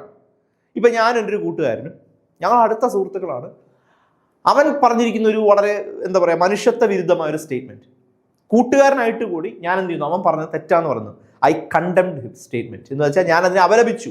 അവൻ പറഞ്ഞത് തെറ്റാണ്. ഇനി കണ്ടംന് മറ്റൊരർത്ഥം കൂടെ ഉണ്ട്, ഫോഴ്സ് ടു സഫർ. അതായത് പ്രശ്നം സഫർ ചെയ്യുക എന്ന് പറഞ്ഞാൽ എന്താണ്, അനുഭവിക്കുക. ഫോഴ്സ് ടു സഫർ, അനുഭവിക്കുക എന്ന് പറഞ്ഞാൽ ഇത് പറഞ്ഞ പോലെ നെഗറ്റീവായ അർത്ഥത്തിൽ, വളരെ ഡേഞ്ചറസ് ആയ ഒരു അർത്ഥത്തിൽ. സിനോണിംസ് നോക്കിയ സെന്റൻസ്, ഡിനൗൺസ്, ഡൂം. ആന്റോണിംസ് നോക്കിയ പ്രൈസ്, അപ്രൂവ്, അക്വിറ്റ്. അപ്പൊ കണ്ടംപ്റ്റ് എന്ന് പറഞ്ഞാൽ ഫോഴ്സ് ടു സഫർ, മോശമായ അനുഭവങ്ങൾ അനുഭവിക്കാനായിട്ട് നിർബന്ധിതനാവുന്ന അവസ്ഥ. അതാണ് കണ്ടംപ്റ്റ് എന്ന് പറയുന്നത്. കണ്ടംപ്റ്റ് ടു ഡെത്ത് എന്നൊക്കെ നമുക്ക് പറയാം. ഓക്കെ, അതായത് നരകിച്ച് മരിക്കുന്ന, അതായത് ആദ്യം ഫോഴ്സ് ടു സഫർ കറക്റ്റ്, നരകിക്കുന്ന അവസ്ഥ, അതാണ് ഹിസ് കണ്ടംപ്റ്റ് എന്ന് പറയുന്നത്. Next unacceptable. അൺഅക്സെപ്റ്റബിൾ എന്ന് പറഞ്ഞാൽ എന്താണ്, നമുക്ക് യോജിക്കാൻ സാധിക്കാത്തത് അല്ലെങ്കിൽ അംഗീകരിക്കാൻ സാധിക്കാത്തത്. കനോട്ട് ബി ടോളറേറ്റഡ്, അംഗീകരിക്കാനോ നമുക്ക് എന്താ പറയുക ക്ഷമിക്കാനോ സഹിക്കാനോ പറ്റാത്തത്. സിനോണിംസ് നോക്കിയേ, ഇൻടോളറബിൾ, ഒബ്ജക്ഷനബിൾ, ഇൻഅഡ്മിസിബിൾ. ഒബ്ജക്ഷനബിൾ, എതിർക്കേണ്ടത് എന്ന് പറഞ്ഞാൽ നമുക്ക് അതിനോട് സഹിക്കാൻ യോജിക്കാൻ കഴിയില്ല, നമ്മളതിനെ എതിർക്കുന്നു. ആന്റോണിംസ് നോക്കിയേ, അക്സെപ്റ്റബിൾ, റീസണബിൾ, പെർമിസിബിൾ, അംഗീകരിക്കപ്പെടുന്നത്, ഇത് അംഗീകരിക്കാൻ സാധിക്കാത്തത്. Okay, next constraints. കൺസ്ട്രെയിൻസ് എന്ന് പറഞ്ഞാൽ പരിമിതികൾ എന്നാണ് അർത്ഥം. ലിമിറ്റേഷൻസ്, പരിമിതികൾ. കൺസ്ട്രെയിൻസ് വെച്ചാൽ പരിമിതി, ലിമിറ്റേഷൻസ്. നോക്കിയേ സിനോണിംസ്, ലിമിറ്റ് പരിമിതി, റെസ്ട്രിക്ഷൻ പൂർണ്ണമായിട്ടുള്ള പരിമിതി, ബാരിയർ തടസ്സം, ഒബ്സ്റ്റക്കിൾ തടസ്സം. അപ്പൊ തടസ്സം, പരിമിതിയൊക്കെയാണ് കൺസ്ട്രെയിൻ എന്ന് പറഞ്ഞാൽ. റെസ്ട്രിക്ഷൻ എന്നാണ് തടസ്സം. ആന്റോണിംസ് എന്നാണ് പരിമിതി ഇല്ല, തടസ്സമില്ല. അപ്പൊ എന്താണ്, പൂർണ്ണ സ്വാതന്ത്ര്യം, ഫ്രീഡം, ലിബർട്ടി, സ്വാതന്ത്ര്യം, ഫ്ലെക്സിബിലിറ്റി. എന്തും എങ്ങനെ വേണമെങ്കിലും ചെയ്യാം, പരിമിതിയില്ല. ഓക്കെ, അടുത്തത് ക്രിട്ടിക്കൽ. ക്രിട്ടിക്കൽ എന്ന് പറഞ്ഞാൽ രണ്ടർത്ഥമുണ്ട്. ഇവിടത്തെ നമ്മൾ പാസേജിൽ എടുക്കുമ്പോൾ ക്രിട്ടിക്കൽ മീൻസ് എക്സ്പ്രസിങ് ഡിസപ്രൂവൽ, നമ്മുടെ വിയോജിപ്പ് രേഖപ്പെടുത്തുന്ന രീതിയിൽ വിമർശിക്കുന്നു, അതാണ് ക്രിട്ടിക്കൽ എന്ന് പറഞ്ഞാൽ. വിയോജിപ്പ് രേഖപ്പെടുത്തിക്കൊണ്ടുള്ള വിമർശനം. സിനോണിംസ് നോക്കിയേ, ഡിസപ്രൂവിങ്, നമ്മൾ ആ കാര്യത്തിന് അപ്രൂവ് ചെയ്യുന്നില്ല, അംഗീകരിക്കുന്നില്ല, വിമർശിക്കുന്നു. Analytical, judgemental. ഇനി അതിന്റെ ആന്റോണിംസ് നോക്കിയേ, സപ്പോർട്ടീവ്, അപ്രൂവിങ്. ക്രിട്ടിക്കലിന്റെ ആന്റോണിംസ് ആണ് സപ്പോർട്ടീവ്, അപ്രൂവിങ്. ഇനി അടുത്തത് ഒപ്റ്റിമൈസ്ഡ്. ഒപ്റ്റിമൈസ്ഡ് എന്ന് പറഞ്ഞു കഴിഞ്ഞാൽ ഒപ്റ്റിമിസ്റ്റിക് വേറെ, ഇത് ഒപ്റ്റിമൈസ്ഡ്. ഒപ്റ്റിമൈസ്ഡ് എന്ന് പറഞ്ഞാൽ made as effective as possible, കഴിയുന്നത്ര മെച്ചപ്പെടുത്തിയിരിക്കുന്നു. ഒപ്റ്റിമൈസ് എന്ന് പറഞ്ഞാൽ made as effective as possible, കഴിയുന്നത്ര വ്യക്തമായി, കഴിയുന്നത്ര മെച്ചപ്പെടുത്തി, കഴിയുന്നത്ര നന്നാക്കി, കഴിയുന്നത്ര വൃത്തിയായിട്ട് നമ്മളൊരു കാര്യം ചെയ്യുന്നതിനാണ് ഒപ്റ്റിമൈസ്ഡ് എന്ന് പറയുന്നത്. നോക്കി, ഇംപ്രൂവ്. ഇംപ്രൂവ് എന്ന് പറഞ്ഞാൽ മെച്ചപ്പെടുത്തുക. എൻഹാൻസ്, ഒരു കാര്യത്തിന്റെ ഗുണനിലവാരം മെച്ചപ്പെടുത്തി ഉയർത്തുക, അതല്ലേ എൻഹാൻസ് എന്ന് പറഞ്ഞാൽ. മാക്സിമൈസ്, കഴിയുന്നത്ര ഉയർത്തുക, അതാണ് അപ്പോൾ optimised. Made as effective as possible, കഴിയുന്നത്ര മെച്ചപ്പെടുത്തുന്നത്. ആന്റോണിംസ് എന്താണ്, മെച്ചപ്പെടുത്താതെ, കഴിയുന്നത്ര മെച്ചപ്പെടുത്താൻ. അതിന്റെ നേരെ ഓപ്പോസിറ്റ് എന്താണ്, ഇല്ലാതാക്കുക, വേസ്റ്റ്, റെഡ്യൂസ്, മിസ്മാനേജ്. കണ്ടല്ലോ, അപ്പൊ നമ്മൾ 10 വാക്കെടുത്തു, 50 അടുപ്പിച്ച് വാക്കെടുപ്പ് നമ്മൾ പഠിച്ചു. ആന്റോണിംസ് സിനോണിംസ് ചേർത്ത് 50 അടുപ്പിച്ച് നമ്മൾ വാക്ക് പഠിച്ചു. അപ്പൊ ശ്രദ്ധിച്ചോളൂ, വാക്ക്, വാക്കിന് മറ്റൊരു വാക്ക് പറയാം, move, travel, proceed, advance, stride, march. ഒറ്റ വാക്കിന്റെ സിനോണിം ചെയിനാണ്. Walk, move, travel, proceed, advance, stride, march. ഇതെല്ലാം വാക്കിന്റെ സിനോണിംസ് ആണ്. നടക്കുക, ഇപ്പൊ വാക്കിങ്ങിനെ കുറിച്ചാണല്ലോ ഒരു പാരഗ്രാഫ് മുഴുവൻ. ഇത്രയും വാക്കുകൾ നമുക്ക് വാക്ക് എന്ന ആ ഒരു പദത്തിന് പകരം നമുക്ക് ഉപയോഗിക്കാം. Next protection. നോക്കിയേ, പ്രൊട്ടക്ഷന് പകരം സേഫ്റ്റി, സംരക്ഷണം, സെക്യൂരിറ്റി, സംരക്ഷണം, സേഫ് ഗാർഡ്, സംരക്ഷണം, പ്രിസർവേഷൻ, സംരക്ഷിക്കപ്പെടുക. കണ്ടില്ലേ സിനോണിംസ്, ഇത്രയും സിനോണിംസ് കിട്ടി. അടുത്തത് പ്ലാനിങ്, രൂപകൽപ്പന, നിർമ്മാണം, design, organisation, development, blue print. ഇതെല്ലാം പ്ലാനിങ്ങിന് പകരം ഉപയോഗിക്കാവുന്ന വാക്കുകളാണ്. കോണ്ടെക്സ്റ്റ് വ്യത്യാസമായിരിക്കും ചിലപ്പോൾ. റൈറ്റ്സ്, അവകാശങ്ങൾ. നോക്കിയേ, ഫ്രീഡം, ലിബർട്ടി, എൻടൈറ്റിൽമെന്റ്, പ്രിവിലേജ്. ഇതെല്ലാം അവകാശങ്ങൾക്ക് പകരം നമുക്ക് ഉപയോഗിക്കാവുന്ന വാക്കാണ്. ഇനി ആന്റോണിം ചലഞ്ച് ഒന്ന് നോക്കാം. ഇത്രയും വാക്കുകൾ: പ്രയോറിറ്റൈസ്, നെഗ്ലക്ട്, മെയിൻറ്റെയിൻ, നെഗ്ലക്ട്. ഒരു കാര്യം മെയിൻറ്റെയിൻ ചെയ്യുക, അത് വേണ്ടെന്ന് നോക്കുക, നെഗ്ലക്ട്. പ്രൊട്ടക്ട്, സംരക്ഷിക്കുക, അപകടപ്പെടുത്തുക, എൻഡേഞ്ചർ. സേഫ്, സേഫ് എന്ന് പറഞ്ഞതാണ് പൂർണ്ണമായ സംരക്ഷണം, അല്ലെങ്കിൽ നമ്മളിപ്പോൾ ഒരു കുഴപ്പമില്ലാത്തൊരവസ്ഥ. ഡേഞ്ചറസ്, അപകടം പിടിച്ച അവസ്ഥ.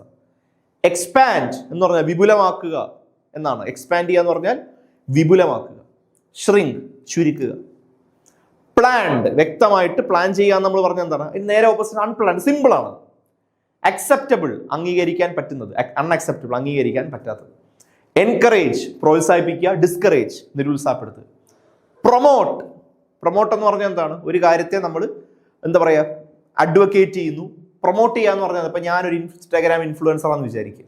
ഇപ്പോൾ ഞാൻ ബ്യൂട്ടി പ്രോഡക്ട്സ് ഒക്കെ ഞാൻ പ്രൊമോട്ട് ചെയ്യും.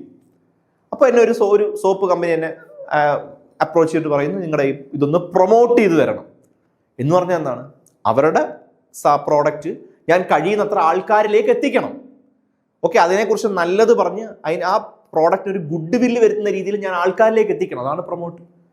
അപ്പോൾ സപ്രസ്, അതിൻ്റെ ഓപ്പോസിറ്റ് സപ്രസ് വരും. ഓക്കെ, ഇനി സ്ഥാനക്കയറ്റമാണെങ്കിൽ അതിൻ്റെ ഓപ്പോസിറ്റ് ഡിമോട്ടാണ്. ഓക്കെ, ഇവിടെ ഒപ്റ്റിമൈസ്, വേസ്റ്റ്. അപ്പോൾ കുറെ ആന്റോണിംസ് നമ്മൾ പഠിച്ചു.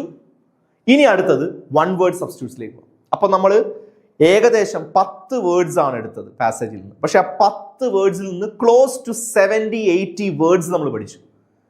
ഇതാണ് ഒരൊറ്റ ക്ലാസ്സിന് പ്രത്യേകത. കാരണം ഒറ്റ ക്ലാസ്സിലാണ് ഞാൻ ഇത്രയധികം വാക്കുകൾ നിങ്ങളെ പരിചയപ്പെടുത്തിയത്. നെക്സ്റ്റ്, വൺ വേർഡ് സബ്സ്റ്റിറ്റ്യൂഷൻസ് നമുക്ക് നോക്കാം. ഡയറക്റ്റ് ആയിട്ടുള്ള വൺ വേർഡ് സബ്സ്റ്റിറ്റ്യൂഷൻസ് ഒന്നും ഇല്ല, പക്ഷെ നമുക്കത് കണക്ട് ചെയ്തെടുക്കാൻ കുറച്ച്. നോക്കിയേ, one who plans cities. Cities എല്ലാം രൂപകൽപ്പന ചെയ്യുന്ന ആളാരാണ്? Urban planner. Okay, a person travelling on foot. കാൽനട യാത്രക്കാരൻ ആരാണ്? പെഡസ്ട്രിയൻ. ഇത് ഇമ്പോർട്ടന്റ് ആണ് കേട്ടോ, ഇത് നമുക്ക് ഇവിടുന്ന് കിട്ടിയില്ലേ. A person making laws. Law makers എന്ന വാക്ക് ഉപയോഗിക്കുന്നത് നിയമനിർമ്മാണം ചെയ്യുന്ന ആൾക്കാർ. അവരാരാണ്? അത് ലെജിസ്ലേറ്റർ ആണ്, നിയമനിർമ്മാണങ്ങൾ നടത്തുന്നത്, ലെജിസ്ലേഷൻ.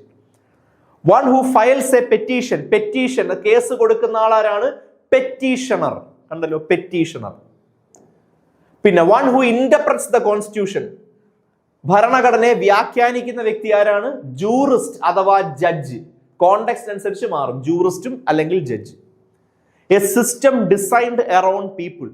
ജനങ്ങളെ കേന്ദ്രീകരിച്ച് സൃഷ്ടിക്കപ്പെട്ട ഒരു വ്യവസ്ഥ, ഹ്യൂമൻ സെന്റേർഡ്. ജനങ്ങളെ കേന്ദ്രീകരിച്ചത്, human centred. A person using private transport, അയാൾ മോട്ടോറിസ്റ്റ്. കോണ്ടെക്സ്റ്റ് ഇത്തിരി ഡിഫറെന്റ് ആയിരിക്കും. One who promotes public welfare, അതായത് പൊതുജനങ്ങളുടെ ക്ഷേമം, പൊതുജനക്ഷേമത്തെ പ്രോത്സാഹിപ്പിക്കുന്ന വ്യക്തി, ഹ്യൂമാനിറ്റേറിയൻ. കണ്ടല്ലോ, അപ്പോൾ ഇത്രയും നമുക്ക് ഇൻഡയറക്റ്റ് ആയിട്ടെങ്കിലും കുറച്ച് വൺ വേർഡ് സബ്സ്റ്റിറ്റ്യൂട്ട്സ് അതിൽ നിന്ന് പൊക്കിയെടുക്കാനുള്ള ശ്രമമായിട്ടാണ് ഇത്രയും ഞാൻ ഇവിടെ വർക്ക്ഔട്ട് ചെയ്തത്. ഓക്കെ, ഇനി കുറച്ച് ഇഡിയം കണക്ഷൻസ് നമുക്ക് നോക്കാം. ഇഡിയം കണക്ഷൻസ്, കുറച്ച് ഇഡിയംസ് എഡിറ്റോറിയലിൽ പറയുന്നുണ്ട്. പെഡസ്ട്രിയൻസിനെ പ്രൊട്ടക്റ്റ് ചെയ്യണം. അതുമായി ബന്ധപ്പെടുത്തി ഒരെണ്ണം പറയാം, ഗോ ദ എക്സ്ട്രാ മൈൽ. അതായത് നിയമങ്ങളില്ല, പക്ഷെ നിയമത്തിനപ്പുറം നമ്മൾ സഞ്ചരിച്ചിട്ടായാലും അവരെ പ്രൊട്ടക്ട് ചെയ്യണം. ഗോ ദ എക്സ്ട്രാ മൈൽ, അതിനർത്ഥം ഡു മോർ ദാൻ എക്സ്പെക്റ്റഡ്. നമ്മൾ നിന്ന് പ്രതീക്ഷിക്കുന്ന ഇതാണ്, പക്ഷെ നമ്മുടെ കപ്പാസിറ്റിയും കഴിഞ്ഞ് നമുക്ക് ചെയ്യാൻ പറ്റുന്നതിൽ നിന്നും കഴിഞ്ഞ് അതും കൂടെ ചെയ്തു കഴിഞ്ഞാൽ എന്താണ്? അതാണ് ഗോ ദ എക്സ്ട്രാ മൈൽ. നമ്മൾ ഇവിടം വരെ പാടുള്ളൂ, അല്ലെങ്കിൽ ഇവിടം വരെ നമുക്ക് പറ്റൂ. അതിനപ്പുറത്തേക്ക്, നമ്മുടെ കപ്പാസിറ്റിയിൽ നിന്ന് അപ്പുറത്തേക്ക് നമ്മൾ എന്തെങ്കിലും പ്രവർത്തിക്കുകയാണെങ്കിൽ ഗോ ദ എക്സ്ട്രാ മൈൽ എന്ന് പറയാം. ഓക്കെ, റോഡ് സേഫ്റ്റിയുമായി ബന്ധപ്പെട്ട് നമുക്ക് അങ്ങനെ പറയാം, ഗോ ദ എക്സ്ട്രാ മൈൽ. റോഡുമായി ബന്ധപ്പെട്ടതില്ല, അതുകൊണ്ടാണ്. Okay, go the extra mile means do more than expected. എന്താണോ പ്രതീക്ഷിക്കുന്നത് അതിൽ നിന്ന് കൂടുതൽ തരിക, അല്ലെങ്കിൽ കൂടുതൽ ചെയ്യുക. Go the extra mile. അടുത്തത് ഓൺ ദ റൈറ്റ് ട്രാക്ക്. ഇപ്പോൾ നിങ്ങളെല്ലാവരും ഒരു കോഴ്സിന് ജോയിൻ ചെയ്തു പഠിക്കാൻ, നിങ്ങളൊക്കെ പരീക്ഷയ്ക്ക് പ്രിപ്പയർ ചെയ്യുന്നവരാണ്. ഒരു കോഴ്സിന് ജോയിൻ ചെയ്തു.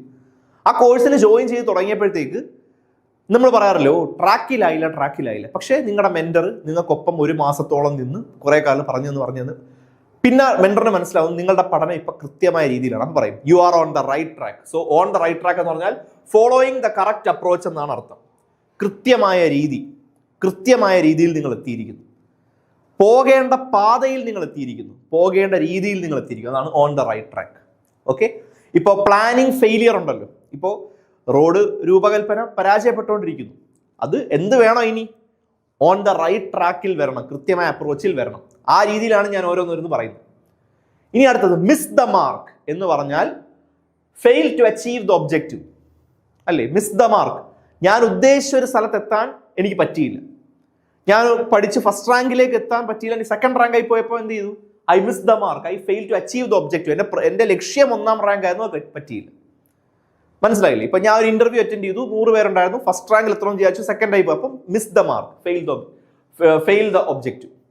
ഓക്കെ, അടുത്തത് a disaster waiting to happen. അപ്പൊ ശ്രദ്ധിച്ചു കേട്ടോളൂ. A disaster waiting to happen, meaning a situation likely to become dangerous. A disaster waiting to happen, നടക്കാനിരിക്കുന്ന ദുരന്തം. അതിനർത്ഥം എന്താണ്? ആ പേര് പോലെ തന്നെ, ലൈക്ലി ടു ബിക്കം ഡേഞ്ചറസ്, അപകടമാവാൻ സാധ്യതയുള്ള ഒരവസ്ഥ. ഓക്കെ, ആ കോർട്ട് ജഡ്ജ്മെന്റുമായി ബന്ധപ്പെടുത്തി ഞാൻ പറഞ്ഞതാണ്. അടുത്തത് set A president. Set A president എന്ന് വെച്ചാൽ ഒരു മാതൃക ഉണ്ടാക്കുക. Create an example for future decisions. ഭാവിയിൽ വരാൻ പോകുന്ന തീരുമാനങ്ങൾക്ക് ഒരു മാതൃക സൃഷ്ടിക്കുക. മാതൃക സൃഷ്ടിക്കുന്നതിനെയാണ് സെറ്റ് എ പ്രസിഡന്റ് എന്ന് പറയുന്നത്. Okay, next, words often confused. ഇനി ഈ പാസേജിൽ നിന്ന് നമ്മൾ കുറേ വാക്കുകൾ കിട്ടിയല്ലോ, അതിൽ കൺഫ്യൂസ്ഡ് ആയിട്ടുള്ള, നമ്മളെ കൺഫ്യൂസ് ചെയ്യിക്കാൻ സാധ്യതയുള്ള വാക്കുകളുടെ ഒരു പേർ നമുക്ക് നോക്കാം. നോക്കിയേ, റൈറ്റ് റൈറ്റ് റൈറ്റ് റൈറ്റ്, എല്ലാം right. RIGHT, RITE, WRITE, WRIGHT. RIGHT right എന്ന് പറഞ്ഞാൽ എന്താണ്? ശരിയായത്. ചൂസ് ദ റൈറ്റ് ആൻസർ എന്ന് പറയത്തില്ലേ, ശരിയായ ഉത്തരം, കറക്റ്റ്. ഓക്കെ, ഇനി നോക്കിയേ, ഫണ്ടമെന്റൽ റൈറ്റ് എന്നൊരു വാക്കുണ്ട്. ആ റൈറ്റ് എന്താണ്? അവകാശം എന്നാണ്. ഓക്കെ, അവകാശം. അപ്പൊ ചൂസ് ദ റൈറ്റ് ആൻസർ. അപ്പൊ റൈറ്റ് രണ്ടർത്ഥമുണ്ട്, കറക്റ്റ് എന്നും ഈ പറയുന്ന പോലെ അവകാശമെന്നും അർത്ഥമുണ്ട്. നമുക്ക് കിട്ടുന്ന ഒരു പ്രിവിലേജ് എന്നും അർത്ഥമുണ്ട്. ഇനി RITE റൈറ്റ് എന്ന് പറഞ്ഞാൽ എന്താണ്? ഈ പറഞ്ഞ ഒരു റിലീജിയസ് സെറമണിയാണ്. ഈ പറഞ്ഞ മതപരമായിട്ടുള്ള ഒരു ചടങ്ങ്, റിലീജിയസ് സെറമണി മാത്രം. യെസ്, നമ്മൾ മാരേജ് റൈറ്റ്സ് എന്ന് പറയും, അല്ലെങ്കിൽ ഫ്യൂണറൽ റൈറ്റ്സ് എന്ന് പറയത്തില്ലേ, ഫ്യൂണറൽ റൈറ്റ്സ് എന്ന് പറഞ്ഞാൽ എന്താണ്? മാരേജ് റൈറ്റ്സ് എന്ന് പറഞ്ഞു കഴിഞ്ഞാൽ വിവാഹവുമായി ബന്ധപ്പെട്ട കർമ്മങ്ങൾ, ചടങ്ങുകൾ. ഫ്യൂണറൽ റൈറ്റ്സ് എന്ന് പറഞ്ഞു കഴിഞ്ഞാൽ മരണവുമായി ബന്ധപ്പെട്ട ചടങ്ങുകൾ, കർമ്മങ്ങൾ എന്നാണ്. അടുത്തത് റൈറ്റ്. റൈറ്റ് എന്ന് പറഞ്ഞാൽ എഴുതുക. Put words on paper. വാക്കുകൾ പേപ്പറിൽ നമ്മൾ എത്തിക്കുന്ന ആ എഴുത്തുണ്ടല്ലോ, ആ എഴുതുന്നതിനെയാണ് WRIT. അത് നിങ്ങൾക്ക് അറിയാം. അടുത്തത് WRIGHT റൈറ്റ് എന്ന് പറഞ്ഞാൽ മേക്കർ എന്നൊരർത്ഥം. കൂടുതൽ നമ്മൾ പ്ലേ റൈറ്റ്, വീൽ റൈറ്റ് എന്നൊക്കെ വാക്കുകൾ ഉപയോഗിക്കാറുണ്ട്. റൈറ്റ് എന്ന് പറഞ്ഞാൽ ഇവിടെ മേക്കർ എന്നൊരർത്ഥമുണ്ട്, മേക്കർ. അടുത്തത് പ്രിൻസിപ്പാളും പ്രിൻസിപ്പിളും. പ്രിൻസിപ്പൽ, ഹെഡ് ഓഫ് സ്കൂൾ, സ്കൂളിന്റെ തലവൻ എന്നും സ്കൂളിലെ പ്രധാനപ്പെട്ട വ്യക്തി എന്നും. മെയിൻ എന്നും അർത്ഥമുണ്ട്, ഏറ്റവും പ്രധാനപ്പെട്ടതും എന്ന അർത്ഥമുണ്ട്. സ്കൂളിലെ പ്രധാനപ്പെട്ട വ്യക്തി എന്നും പ്രധാനപ്പെട്ടതും രണ്ടർത്ഥം വരുന്നുണ്ട്. ഓക്കെ, ഇനി പ്രിൻസിപ്പിൾ എന്ന് പറഞ്ഞ എന്താണ്? റൂൾ എന്നൊരർത്ഥമുണ്ട്. മോറൽ ബിലീഫ് എന്ന ഒരു ധാർമ്മികമായ വിശ്വാസം എന്ന അർത്ഥമുണ്ട്. അതായത് പ്രിൻസിപ്പിൾസ് ഓഫ് ക്രിസ്ത്യാനിറ്റി എന്ന് പറഞ്ഞാൽ എന്താണ്? ക്രിസ്ത്യാനിറ്റിയുടെ ധാർമ്മിക വിശ്വാസങ്ങൾ. പ്രിൻസിപ്പിൾസ് ഓഫ് ഹിന്ദുയിസം എന്ന് പറഞ്ഞാൽ ഹിന്ദുയിസത്തിലെ ധാർമ്മിക വിശ്വാസങ്ങൾ. മനസ്സിലായില്ലേ? ആ വ്യക്തിയുടെ പ്രിൻസിപ്പിൾസ് എന്ന് പറഞ്ഞാൽ എന്താണ്?